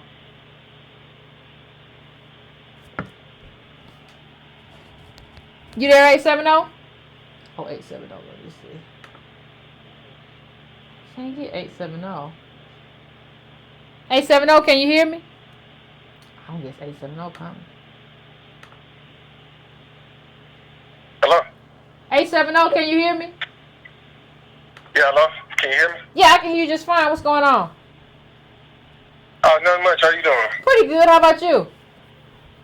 I'm doing good. Yeah, my name's Pierce. I'm calling out of Arkansas. Okay. Yeah, I called him, you know what I'm saying, a few times, and last time I called in as the pro-black Uncle Tom. And, you know, I got, that's me. But, what's on your mind? Yeah, and I had to call in this time about, you know, the conservatives or whatever. Like I always say, every time I come in, we get a bad rap, you know. Like, I guess we just misrepresented. I think that's the problem. We're very misrepresented. Like me, for example. Okay. I'm for reparations. Okay. We're not saying we're anti-government at all. Let me ask you a question, You know, bro. And I'm not being anti-Republican, but how does reparations would cost a lot of money? How does that square with being small government? Can you repeat that? I'm saying to be a conservative or Republican, that's really small government, right? That's what that kind of means. So what I'm saying is that how does pro-reparations means pro-small government? How can those two things go together? Fair. It's just fair. Because I'm not just a conservative because of small government, whatever. Also morally, you know, and it's just fair. If everybody else was able to get reparations, why not black people, the people that actually suffered, the people that actually built this country? We just deserve it. We never got it. We were tricked into believing that the Civil Rights Act was ours, but it wasn't. Okay. It was for pretty much everybody else. We was actually put in the back burner. Okay. You know, so I mean, it's like how not can you support that? It's just fair. Okay, I get it. I for what it's worth, I believe that we should have somebody at every table. And since the wings of America flies with Democratic wing and a Republican wing, I have very much believed that we have to have people on both sides of the aisle. Because those are the only two aisles that exist right now. If you want to make another aisle with the green or whatever, I'm all for it. But, you know, so I have never been one to say somebody is awful just because they're Republican. I have just said, you're awful if you won't allow me to work with you. You're awful if you're a pawn of white right-wingers. And I feel the same way about, man, this liberal stuff. It's really killing the black community. It's really killing the black community. Like, just this liberal mind frame is really hurting us to, like, because for one, it's not even a solid platform. People say, oh, well, white folks, they want to kill black people or whatever, but we're supporting abortion, you know, like the number one killer or whatever in the black community or whatnot. You know, we support things like that. We're anti, you know, we say F the police or whatnot and F the government, but then we support and, you know, repealing the Second Amendment now. You know, it's like, no, is anybody supporting repealing the Second Amendment? I think what they're saying is that something is wrong when babies are getting shot down in schools and murdered. I have not seen one person say that they want to repeal the Second Amendment. Not one. Not even among liberals, leftists, I have not seen one person say repeal the Second Amendment. Not one. So, I think it's a very complicated conversation, but I want to thank you, Colin, for calling in. I appreciate it. I'm going to try again to go to 954. 954, you there? Yes, Yvette. How you doing today? I'm doing pretty good. How you? I'm just fine. This is Burrell, your secret admirer from Miami. What's going on, man? How you been? Well, what's on your mind? Now, you know I love you, Yvette, but I'm a little angry at you and Antonio Moore, and in particular this discussion tonight where we're making certain comparisons with other groups outside the country, and I'm going to be specific. Okay. The first thing I'm mad about is when we talk about comparing African Americans, people born in America, compared to Chinese, Japanese, Indians, and others, Arabs, even Arabs are Asian, we're forgetting we may not have the wealth and the financial backing of other groups that are coming to this country. But I'll tell you this much. Those specific groups that I just talked about, they don't have the kind of pathologies that we have in the black family. If you go to the welfare department, you'll see all women with children trying to get assistance. Okay? Let's put the responsibility where it should be and stop looking at the historical context to try to explain these problems today. Hold on. Understand that you just said one of the stupidest things in the history of breaking brown collardom. What did I say? You can never stop looking at the historical context of anything. The history is everything. I'm saying we can't use that all the time to explain certain things. No, wait a minute, hold on. I'm going to let you finish. It's not about what we're using, it's about what is. That's like saying we can't use 2 plus 2 to be 4. Sometimes 4 is just 4. We can't use 3 plus 1 to be 4. Sometimes 4 is something else. No, 4 is either 2 plus 2 or 3 plus 4 plus 0 is always going to be it's always going to be the result of certain interactions with certain other numbers. It's never going to be 165 plus 34. That's never going to create 4. Well, let me give you a 2 plus 2 equals 4 scenario, okay? Go ahead. When I listen to you sometimes, Yvette, I'm with you a lot of the times, but I digress on some things. It's like hearing every week when I go to the show and I listen faithfully, it's like going to a failing public school and telling the kids continuously, you're failing, you're not going anywhere, somebody's got to come out and help you.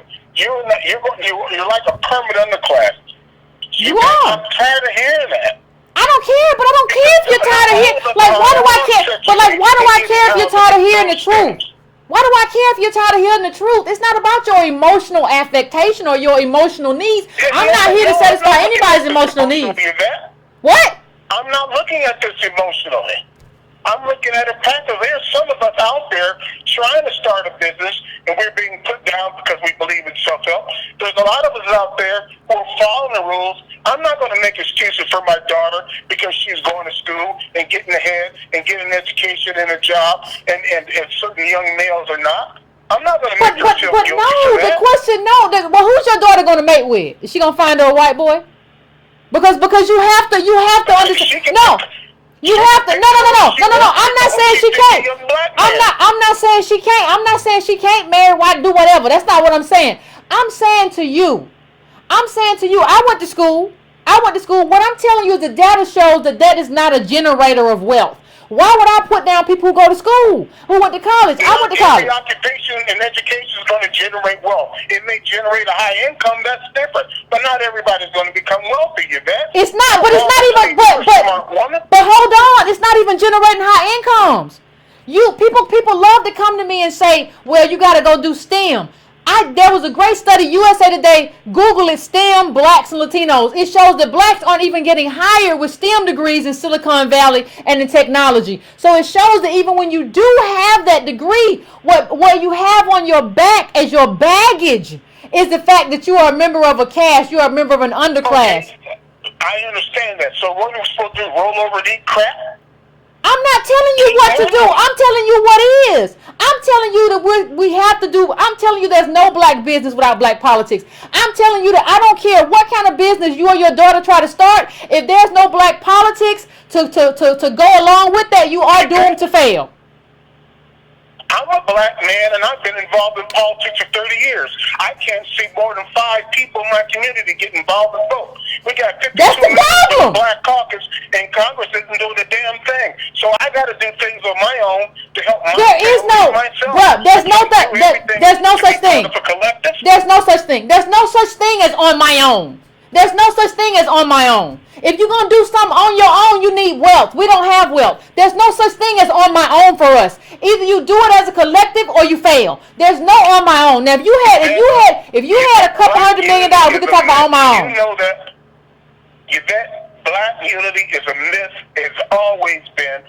You keep changing arguments. Your own way. You keep changing arguments. Every time you lose one, you go to another one. That's not how any of this works. Like, listen, if you want to do something, the reason that you can't do business is because there are monopolies. You can't compete with Amazon. So if you want to do something, you have to get involved with government and say, we're going to do something about these monopolies so that we can compete. Who says that I want to be as big as Amazon? What do you? You don't.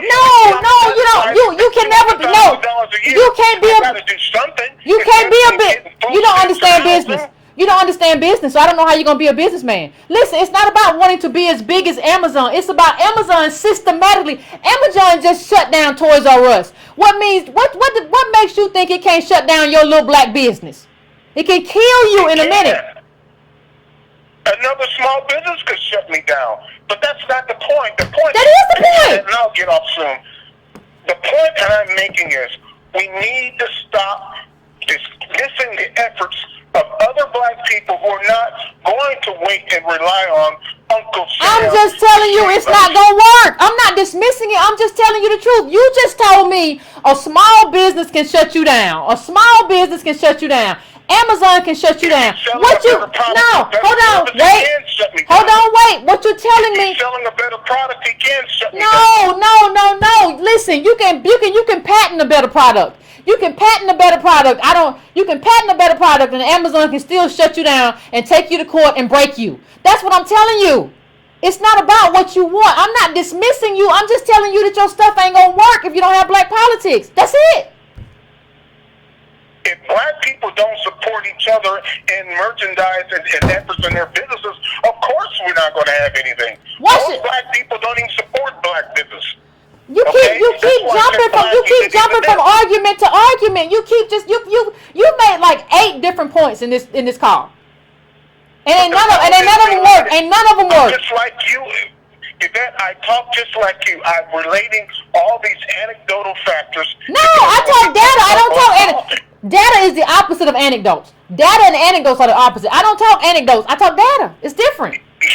Like you said Monday night, you can manufacture data. You can use competing data. All data is challengeable, okay? But no. Hold on. If you want to challenge my data specifically, I invite you to do so. But you can't just come on here and say all data. No, you have to. No, wait a minute. You gotta let me talk. You gotta. No. You gotta. I'm trying to let you talk, but you gotta let me talk. You have to have a specific data point that you're challenging. It is ignorant, and I'm gonna say that. I'm not calling you ignorant. I'm saying that's an ignorant statement to make, to say that all data is challengeable. If you want to challenge a specific, wait a minute. You're being way too. You gotta hush. You gotta hush. I know. I'm gonna mute you. No, bro. You gotta be quiet. You can't learn shit because you won't be quiet. You have to understand. You have to let me finish my thought, and I'll let you finish your thought. What I'm telling you is that Okay. Good God, man. I agree.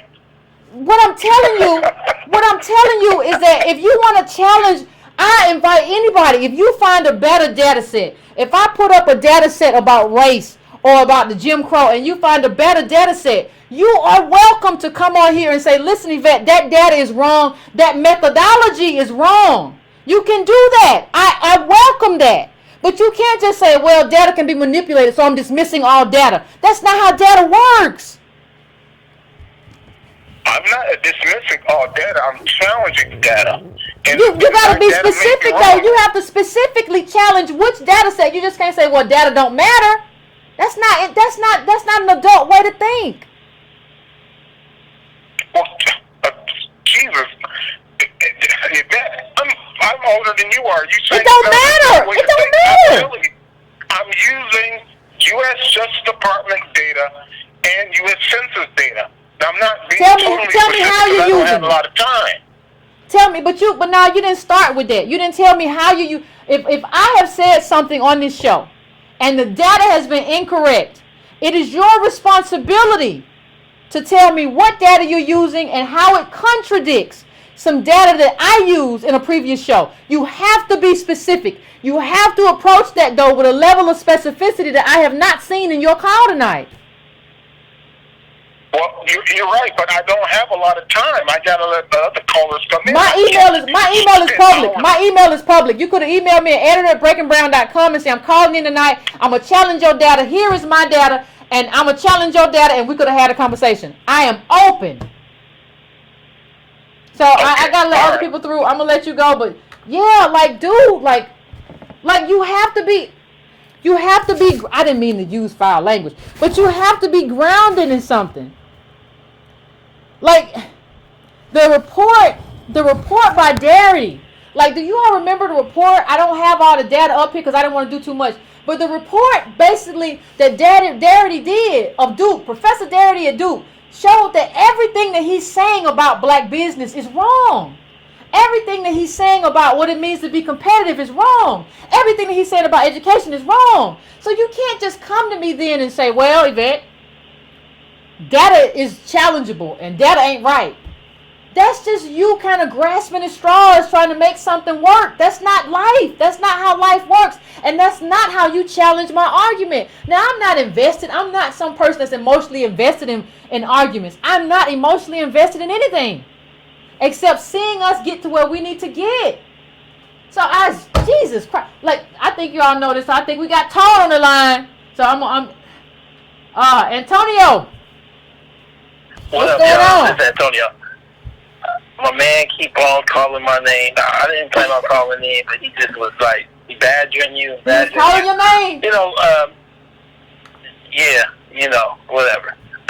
Myself, Darity, Dark Hamilton, and Price, we have a report coming out about all of the mythology of what can close the racial wealth gap, everything this man stood for.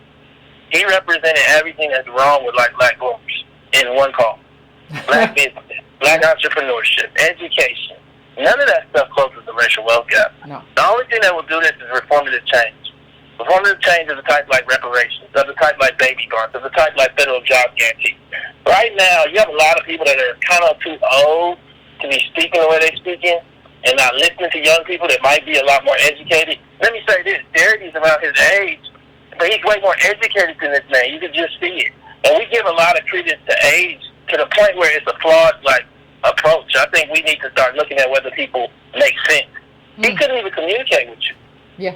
He was incoherent in terms of his ability to speak natural break and give you the space to like answer. Yeah. And like, you know, it's great that he has a daughter and it's great that she went to school, but I hope she ain't driving Uber. And so like, you know, for me, I'm coming back to it, and we have a report coming out in about 2 weeks. A man need to pick it up. It'll be on the New York Times. You know, right now it's funny because people feel like they can call in and like really like holler out my name or holler out your name. It's just gonna be easy, but you don't know who you're talking to at this point. Yeah. I'm not trying to be an elitist, but like at this point, your grasp and my grasp of the data is vastly different. I'm just trying to share with you my grasp. I'm trying to give an open mind so you can really tell me about your personal experience. But when your personal experience comes up against the data, that's problematic. And I think that what happens is you know, you get somebody on the line and he keeps saying data, you know, I got the data. Where? You should have started with that, but you started off. And you should have given that. And you should have given that. Well, he started off with, they don't want to take you on a date. And your eyeglasses look good and all kinds of weird stuff. This is not that show. Look, we're having a serious, look. You right. We're having a serious conversation here.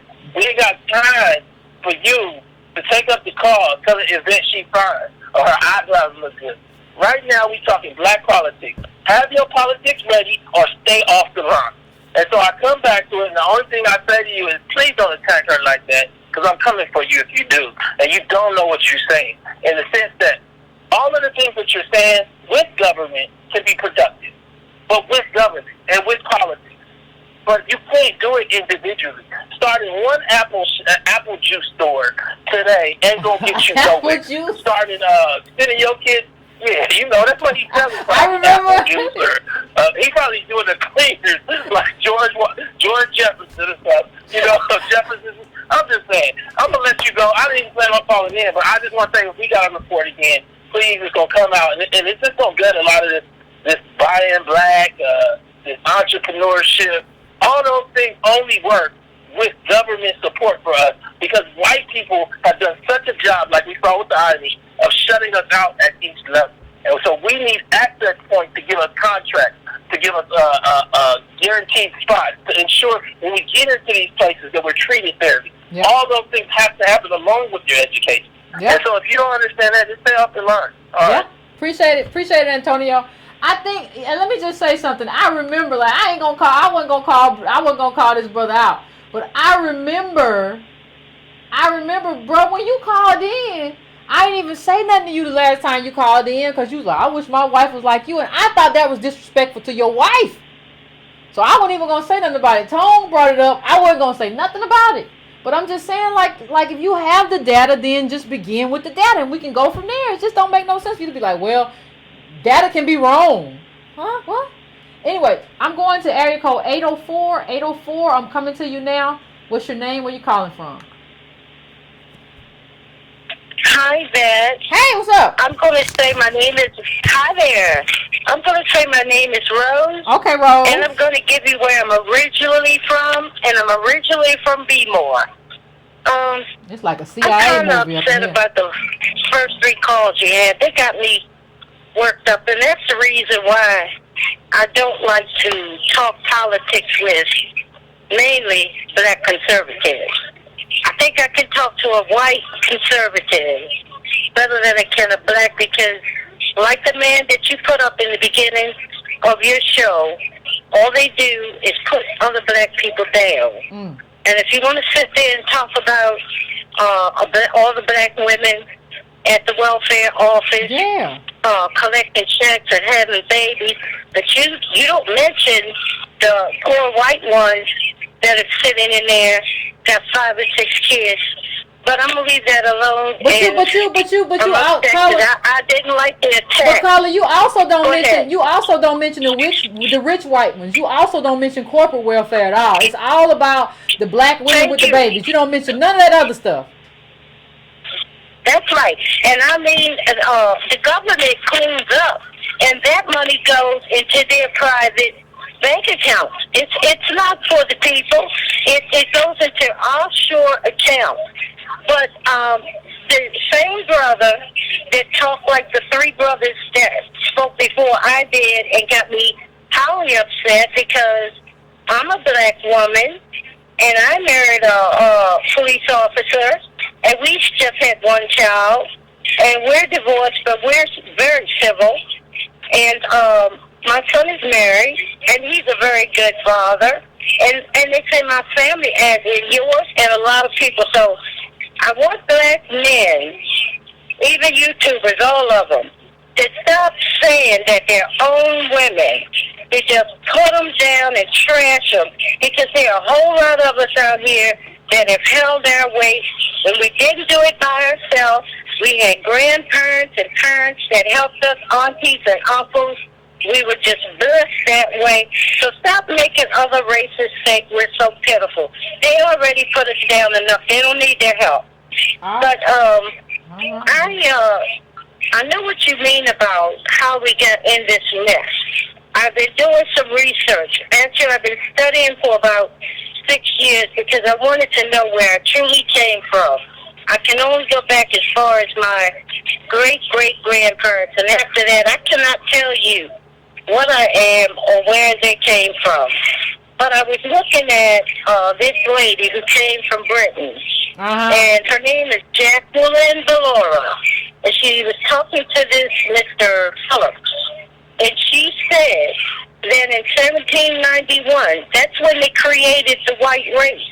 Okay. She said that it was the birth, the genesis of the white race, and the only requirement was to have white skin. That was affirmative action for the white race. It was written by Congress, the 1%. It started in the later 1600s in Britain. And of course, when the Europeans came over and colonized, they brought their ways over here to the North American region, which is between Maryland and Virginia. Okay. And what they did, they included the Dutch, the Irish, the Portuguese, and a couple more. Okay. And let me tell you who they excluded. They excluded Africans, and there were only a few. She said that. She made that clear. Black Americans and the Indians didn't count at all. The Black Americans were considered 3/4 humans. But here's an interesting thing, and then I'm going to go because you have other calls, and those other guys took so long. There was a law of coverture, and that was written around the same time. That gave men all the rights to land, transfer money, and women could not vote. This includes white women, but free Negroes could transfer land, and they could vote, they could have land, until they amended this law to say that we were 3/4 humans. So it's in the bill, it hasn't been changed, it's still there. I gotta go. I appreciate that though. Good. I appreciate that. I let it go. I let it. Some people in the car like, cut up. I let it go because my mama talks slow. Y'all hush. So I'm going to 202-536. Now 202-536. What's your name? Where you calling from? Good evening. What's going on, Alexander?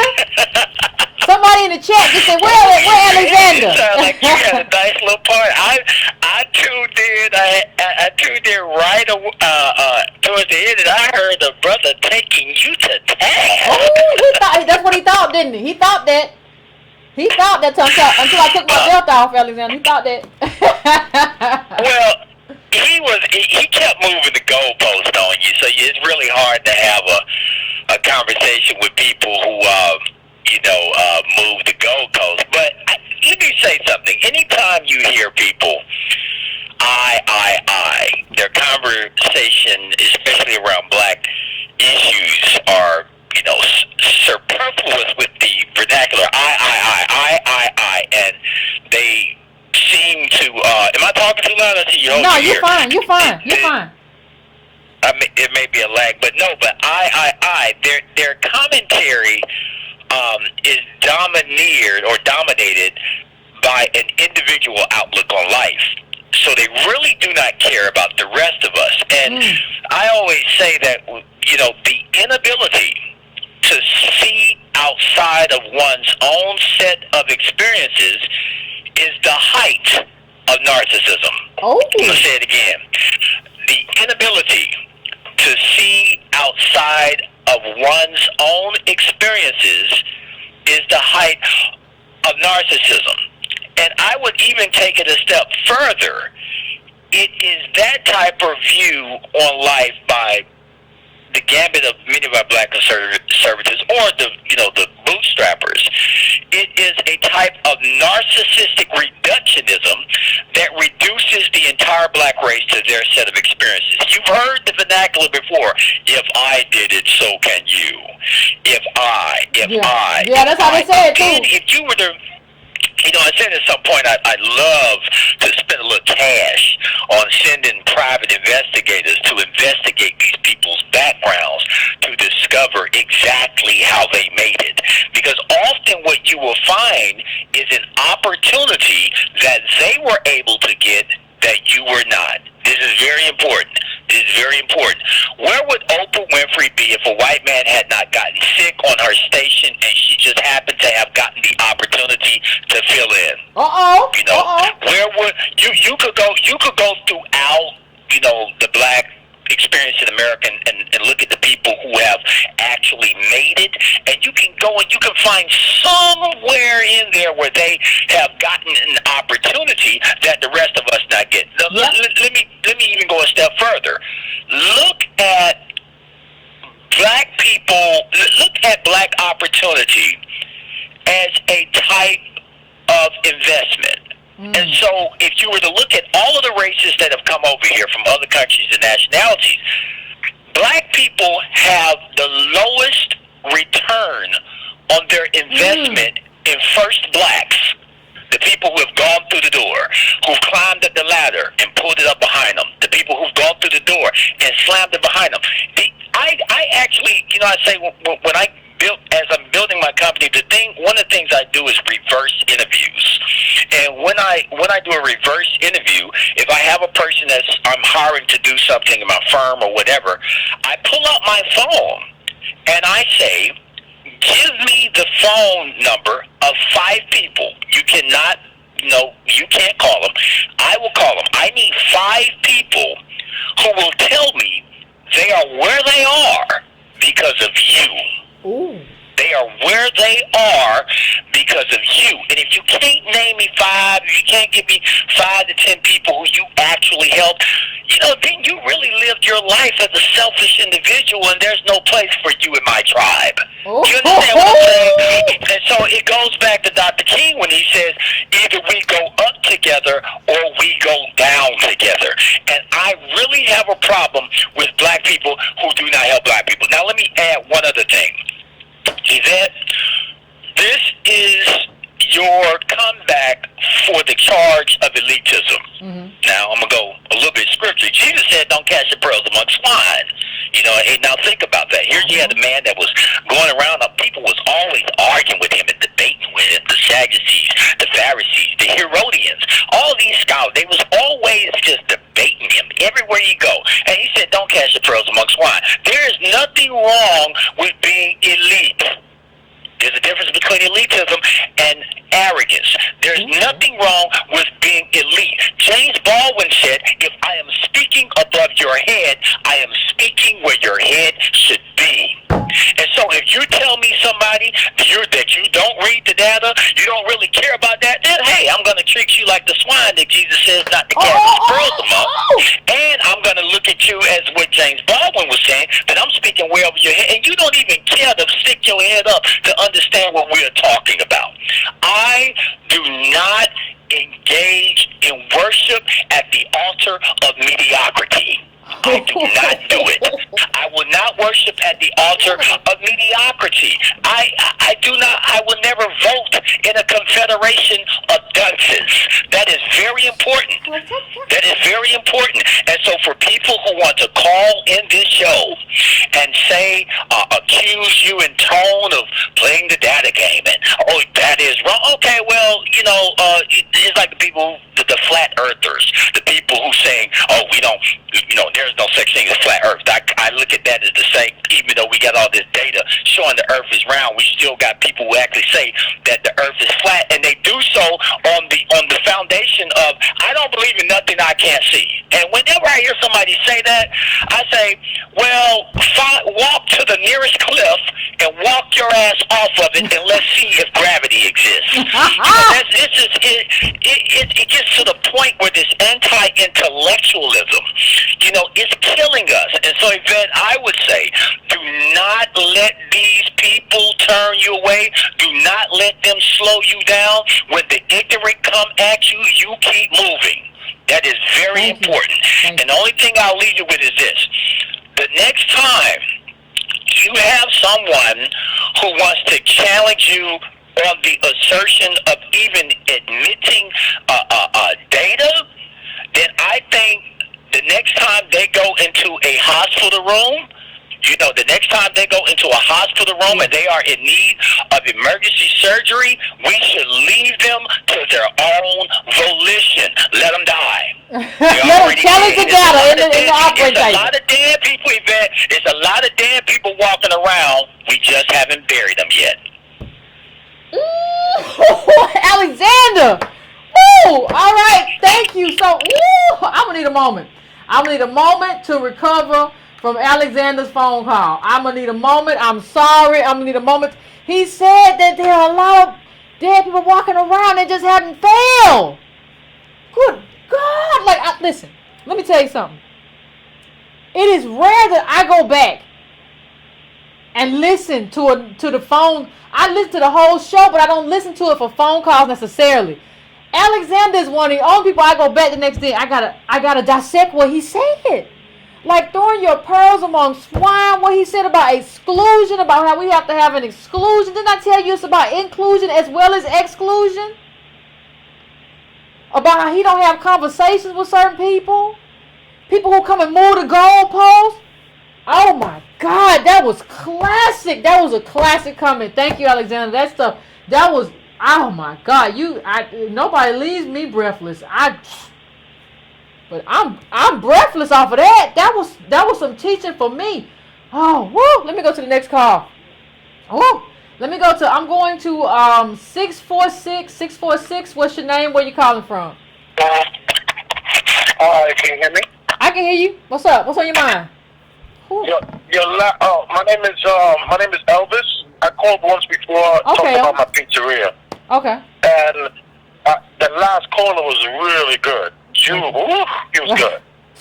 When you get callers like that, he was so good. The dead are walking around. They ain't just been buried yet. Oh, that's gonna stay with me. That's gonna stay with me all night. I'm gonna have to write that down in the morning in my journal. I journal in the morning. I'm gonna have to write that down. Seriously, that needs to be on a T-shirt. Forget about it. Thank you, bro. I was in Harlem today visiting a friend who owns part of the deli in Harlem. And every time I go to Harlem, everybody's like, yo, when's the next thing? When we going to open something? What we going to do? And now that I have you and Tone in my life, my conversations are different now. I'm approaching them. I told 3 guys today, I'm on 134th Street and Lenox Avenue in the deli. Okay. And I was saying to these guys, I said, yo, how old are you? Because I'm 44. They all were like 43, 44, and I think there was like a 42. And I said, you guys know any millionaires our age? And they all named like 1 or 2 people that I know already, that these are guys in their 70s. These are in their 60s. I'm like, yo, these guys are in their 60s and 70s. Yep. I said, our age, coming up out of Harlem. Everybody, I knew I was going to be a millionaire before the age of 40, 45. But it hasn't happened.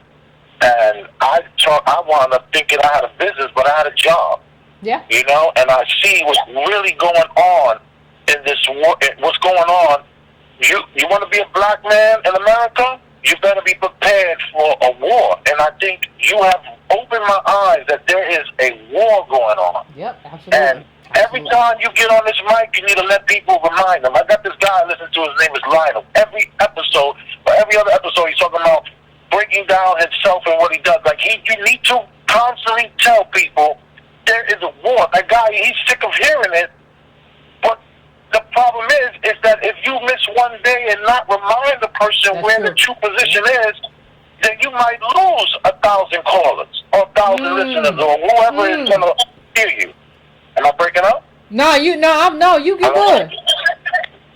I'm sorry. So I asked all these guys, yo, who do you know that's our age that's a millionaire? I want to know. I want to know. And no one could name it. And I've been doing this. So now I told the dude, yo, let's go to the community meeting.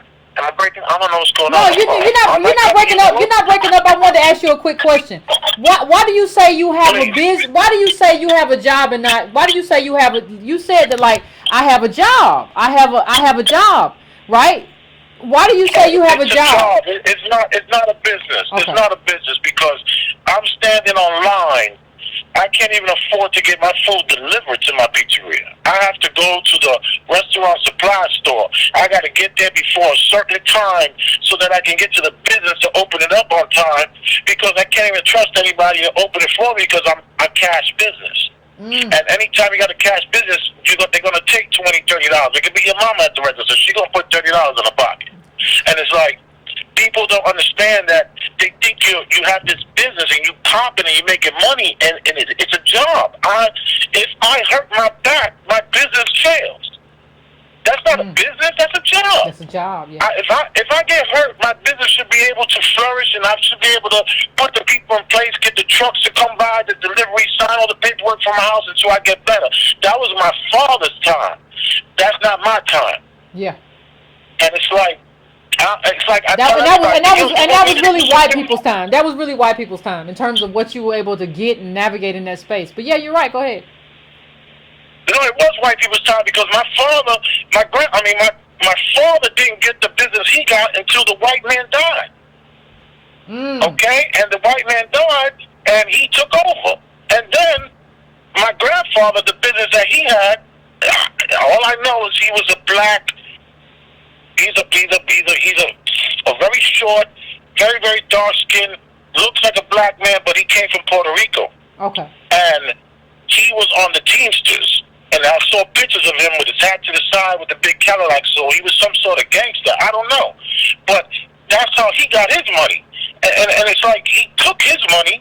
My dad was parlayed, and then me, I'm going through my life thinking I'm going to be a millionaire by the time I'm 45 because I don't want to just drive and all I got is a job. And I told everybody, I said, yo, you guys want to do business? You want to get into something? Let's go to some community board meetings to see what's really going on, see where the real money's at. And I was like, when's the last time any of us went to a community meeting? None of them had. When I was in the bar business, I used to go to community meetings because, you got to put your face out there. You got to let them know, like, yo, but it's all about me just trying to, make sure that the police are happy and all that stuff. But when you opening up a pizzeria, you open up a taco stand, you're suffering. I mean, suffering. It's like, the stress is so unbelievable. The stakes are so high. They want me to have the same prices as a $1 billion corporation, Little Caesars. I can't even have a real price. I can't even make any money because everybody says, I'm just going to go up the block to Little Caesars. Understand. Hold on. Wait a minute, caller. You just said something very important in terms of what it takes to be a small business, not just a black business. You have these conglomerates, these big business. You talked about Little Caesar. They're able to get stuff cheap because they're buying in scale. So what that means is that smaller business are going to be more expensive. So you come to a small black business like my dude on the line and be like, why your price ain't like Little Caesar? Well, the price ain't like Little Caesar because he don't have the scale that Little Caesar have to go in. Little Caesars can go in and say, I want this price. You better make it happen because they're going to be buying so much. Exactly. So y'all don't even understand what it takes and what these small black businesses are up against while you're advocating business. And I got a businessman on the phone who's saying that's a job. And what happens to him if he gets sick or if he catches pneumonia or if his back hurt. I'm going to let you finish, but I appreciate you for calling in. You making real pizza, but people don't understand that the Little Caesars can make like basically a fake pizza like garbage products that they get cheap. And like black people will buy it, but we don't even understand the difference in pizza, really, honestly. I mean, there's so much going on, but I want to let you have the last word, bro. Yeah, and cheese is being traded every day on the stock market. I got no stock in cheese, but every day I got to pay a different price, but I got to give the customer the same price, or else I'm a sucker. And it's just like, it's very frustrating, but I'm glad you're in my life. I'm the guy, Prime Cody, who sends you the super chats. Thank you, bro. I appreciate that. Yeah. I just wanted to let you know that because that's just the way I set it up on the phone, because I do super chats with other people, and I'm always using Prime Cody. But yeah, if you also please send me a message at editor@breakingbrown.com so that I can swing by the next time I'm in New York and say what's up to you. Okay, cool. Yeah, but the thing is, like, I'm hanging out with all these dudes. They all serious guys. We always money getting, hustling, trying to make it happen, open up little businesses, pizzerias, putting $5,000 with this business. No one I know has $5,000 to do anything with. I do not know understand one thing. You said nobody you know has $5 grand to do anything with. Understand that even if they did, $5 grand ain't no money in a world where Jeff Bezos is running everything. Like, people don't even understand that. Exactly. If you got 50 to put down right now, there's still no money with these people. If you got $100,000, that's no money with these people. That's not how they doing that. They were putting that down in 1978. So I want to thank you, bro, for calling in. You're always a good call. You're always an informative call, especially as a business owner out here. We don't have a lot of business owners who can call in from experience. And I want to tell you that I appreciate you. Right, and I appreciate everything you do to try to bring good pizza to people who can't tell the difference between good pizza and garbage products and garbage pizza. I appreciate you. So thank you, bro. Thank you. That's black business. Thank you. I'm sorry, bro. I didn't mean to cut you off. I thought you were gone. That's a black business owner telling us what it looks like from the inside. A lot of y'all just be talking from the outside and don't know what you're talking about.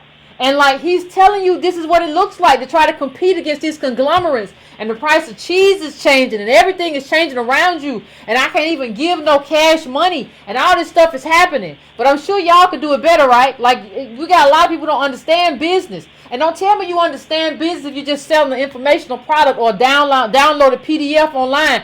He's doing it with real cheese, bread, pepperoni, and making that do his thing every day. That's a big deal. Like, you have to listen to these real people. And he's telling you, he told you, I'm not a business.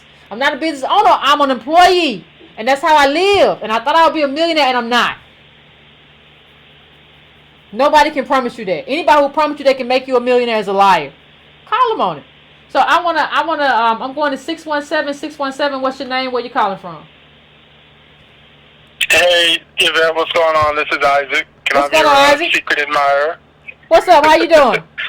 Hey, I was calling, man. Those first 3 calls you had were sounding like that black Republican conviction on Something like that. We are not a monolith. But no, hey, I was calling. I think we really need to address, at least with my generation, for the past 20 years, who the epicenter of all this nonsense is. And it's going to piss off a lot of people, and I was saying it in the chat room, but it's your boy Claude Anderson. You've had people listening to this guy, and he's been real. He said some real stuff. But you've got a lot of folks that have been focusing on this whole start the business up. I mean, I won't call out any other YouTubers. We all know who they are. But this is a guy whose entire livelihood was made in government employee. He talks in his videos that he was in the military in the Korean War, got out, used a GI Bill, went to college, got 2 degrees in the 60s, went and taught for like 8 years, then became a career politician for the next 30.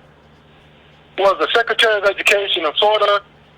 This is his stories. You can't find on Wikipedia on him. I'm going off of what he's saying. This man spent his entire career with government employment, with the government retirement. I got plenty of family members that are retired military, retired civil service, double dip with the government retirement. They retired out the Army, went and got jobs at the post office. This guy didn't start a business until he retired out of the military. And then he wants to go on, and you have people that want to go and talk about. I didn't know that. I didn't know that, Carla. I actually didn't know that. So, go ahead. I actually didn't know that he didn't start a business until I actually didn't know that he didn't start a business until he retired out of the military. I actually did not know that. No, I mean, he was in the government, and even with one of the things he talked Jimmy about, Carter and him, when what's the guy was the president? Jimmy Carter was the president when he was doing the DNC convention. Yeah. That he used his government position to guarantee that Jimmy Carter provided that 30% of all of the funds that went towards contracting and the vendors for that DNC convention went towards black politicians. I mean, black businesses. So this is a guy that's telling you, well, start a business. Well, a business can't make money without having a black politician in place to do what he claims that he did when he was in office. But you got people that are kind of buying up behind it. So, you can't have a black political machine until you have until you have businesses, and you can't buy the media until you have business. And I'm thinking, dude, we got an entire history of government positions, government officials using the government to keep blacks unemployed, to keep blacks underpaid, non-unionized, right? But then we're going to go and say, well, we don't need the wagon. We don't need the horse. We need the wagon. We're going to put the wagon before the horse. It's just kind of, it's bad. But like I said, I'm going off. I've watched all those videos, and I'll go with what the caller said. You know, I was Saul before listening to you and Antonio Moore. Okay. And his name is Wilson, and I became Paul afterwards, because you started looking at it and saying, well, shoot, this guy, I realized this guy's a 70-year-old man. He has 50 years of government employment at some level, the state, the federal, the military. But he's going to tell you that you need to go and start a business to get to where he's at, with the government retirement subsidizing. And there's a lot of, and I'm going to say, there's a lot of black baby boomer retirees who are retired military vets who had double dipped in the post office, who had double dipped in GF positions working for the DOD, and then want to turn around and tell my generation, oh, I worked hard you for got to it. start a business. You got to start a business. Open in Chicago in the 60s. You were going to jail, and they said you can go in the Army or you can go to jail, and you guys went in the Army. I'm in the military. There's plenty of older heads that I am right now that have kids before they got in the military who act the same way. They cleaned up a little bit. They got families, and they were going to act like the whole life that they had up until 24 never happened. Ooh. And then get on here on channels like this and in blog sites and on news sites and on Twitter and on Facebook and every social media and every comment section and talk about, oh, well, you know, I worked hard for it. No, you don't, bro. Yep, you lying. Guys, once you do 10 years in the military, it's easy. It's like the union. They don't do anything after 10 years. That's all I need to say. Thank you, bro. I appreciate that. That was a powerful call, bro. That was a powerful call. Listen, one of the things I said about Claude Anderson, you know, a lot of people trying to cloak themselves in Claude Anderson right now. The stuff's gotten hot. But one of the things I've said about Claude Anderson is that he's right and wrong. But where he's wrong, he's really, really wrong. In terms of so much of his information is dated. In the sense of, like, Claude Anderson wrote his last book, I think it may be in 2000 or 2001. Like, and a lot of people, and then he wrote a bunch of other ones, before, like 2 or 3 before that, right? And people are bringing that to me, like, what about this? And I'm just like, this isn't even what you should be reading right now. Like, you should be reading like Darity's study. You should be reading like Thomas Piketty. Like, that's what really, and Thomas Piketty's goes all the way back and comes all the way forward. It goes through all of the, like, generations. And that's what you should be reading to understand where you are. And so I do have a problem. Like, you know, I'm sure if Jeff Bezos was teaching people business, he would first of all have to talk about all that money he got from his family, but he could talk about a successful business. My first question would, if you're talking about telling me how to be a business person, I want to know if you had one. But I also want to know if you're an economist. I want to see all the data. Like, I want to see the data. If you say I'm an economist and that's my thing, I want to see the data. Darity can show me the data. Even Shapiro can show me some data. I need you to show me something. But what I see is just like the caller said, Jimmy Carter's administration, all of that stuff. It doesn't mean that you're wrong all the way. I'm not saying that Anderson is wrong. Claude Anderson is wrong all the way. He does a decent job of assessing the problem, but he doesn't do a decent job of assessing the solution. And that's the problem. And I'm not going to get too deep into it because pretty soon I'm going to do a Claude Anderson show, I think. But I don't think he's all wrong. I don't think he's all right.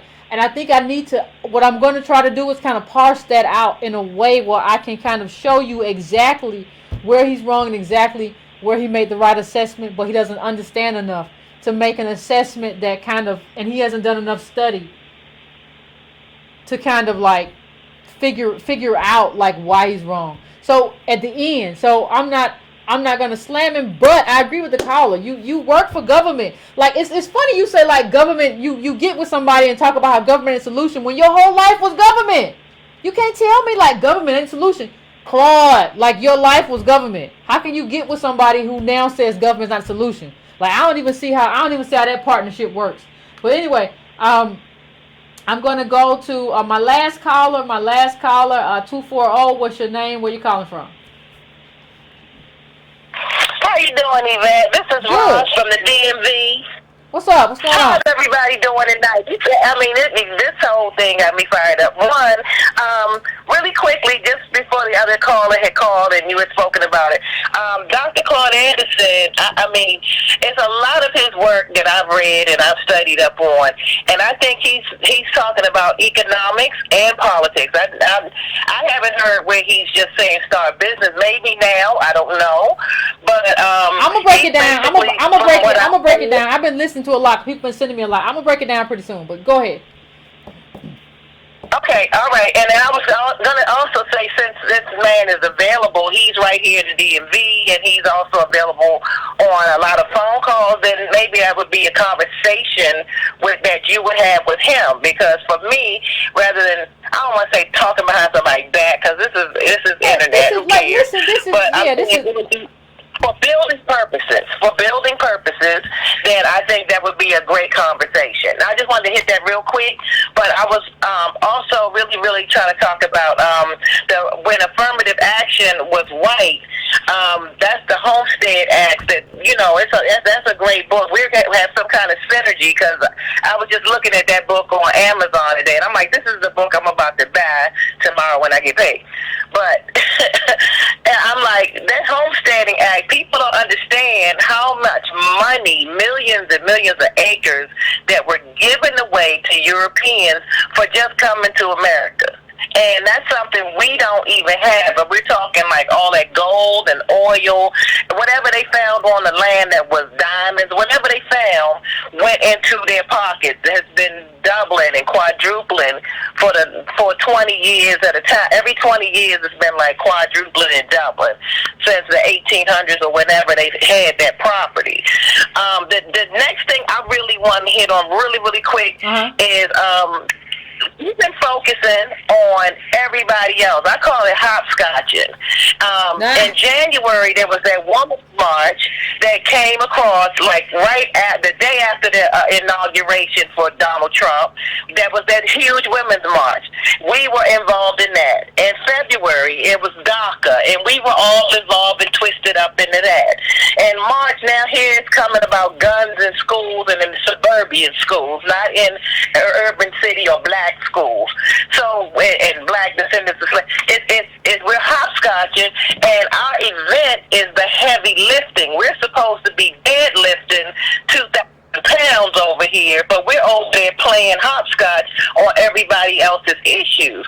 When are we going to start really focusing on things that are going to help empower us instead of being shamed into worrying about every other issue outside of our global community? I agree. Thank you, caller. I appreciate the call. I appreciate you. Thank you for calling in.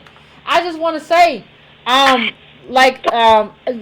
fourth of white homes, like a fourth, in terms of they can be traced in terms of what they have, money, whatever, like can be traced to land grants.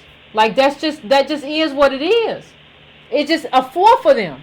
So like when I talk about, and somebody like, Yvette, be respectful. Y'all too touchy. Y'all too timid. Y'all calm yourself down. I wasn't disrespectful to Dr. Claude Anderson. I wasn't disrespectful at all. What I'm saying though is that I get the right to disagree with you. Like you can't tell me I can't disagree with nobody. And so like when you look at how many of these white people, a fourth, are tied to like these land grants that the caller just talked about, I need you to talk about that in a way that makes sense. We need to talk about that. Some of the stuff you say I think makes a lot of sense. Some of the stuff doesn't. I'll do a show about what does, and I'll do a show about what doesn't, and we'll have a conversation. Part of the problem that we've had as black people is that we haven't really allowed much disagreement, right? And so we just I'm just going to go along with whoever says what and however they say it, and you haven't allowed like ideas to clash, and ideas have to clash so that you can see the weak ideas as opposed to the strong ideas. It's necessary. And so it's necessary, so we have to do it. We have to do the work. We can't have people just float. We have to sharpen them knives, and it has to happen. So I want to thank everybody for tuning in. I want to thank everybody who came to who's in the queue, who is not going to get through. I apologize. Tomorrow's my birthday. So I'm not gonna even try to say I might do a quick hit because so many people. No, I'm not gonna do that because I'm gonna be relaxing tomorrow. So anyway, I want to thank everybody. I appreciate it. I appreciate the Breaking Brown family. Y'all are my family. Please hit the like. Please hit the subscribe. Please share. Please go to subscribetobrown.com as well. While we're still on, I'm still going to put the link up for anybody who wants to subscribe to the newsletter. I'm going to put that up. It's $2 a month. And I want to just for a moment just say, like, I'm so thankful, like, that I have this family of people, because a lot of people come in and say, Yvette, I thought I was crazy. I thought I was crazy too. And so I looked at that and I was like, why are we talking about this? What is the deal? And so I appreciate everybody. I appreciate, even if I don't respond to your email, I appreciate your email. I see every email. I check every email. I don't have any assistance. So if you sent me something, even if I didn't respond, I saw it. So I want to thank you. You can go to subscribetobrown.com, like I said, and you can subscribe. Just to add your name to the email list doesn't cost you any money. And I will see everybody on Monday. Thank you.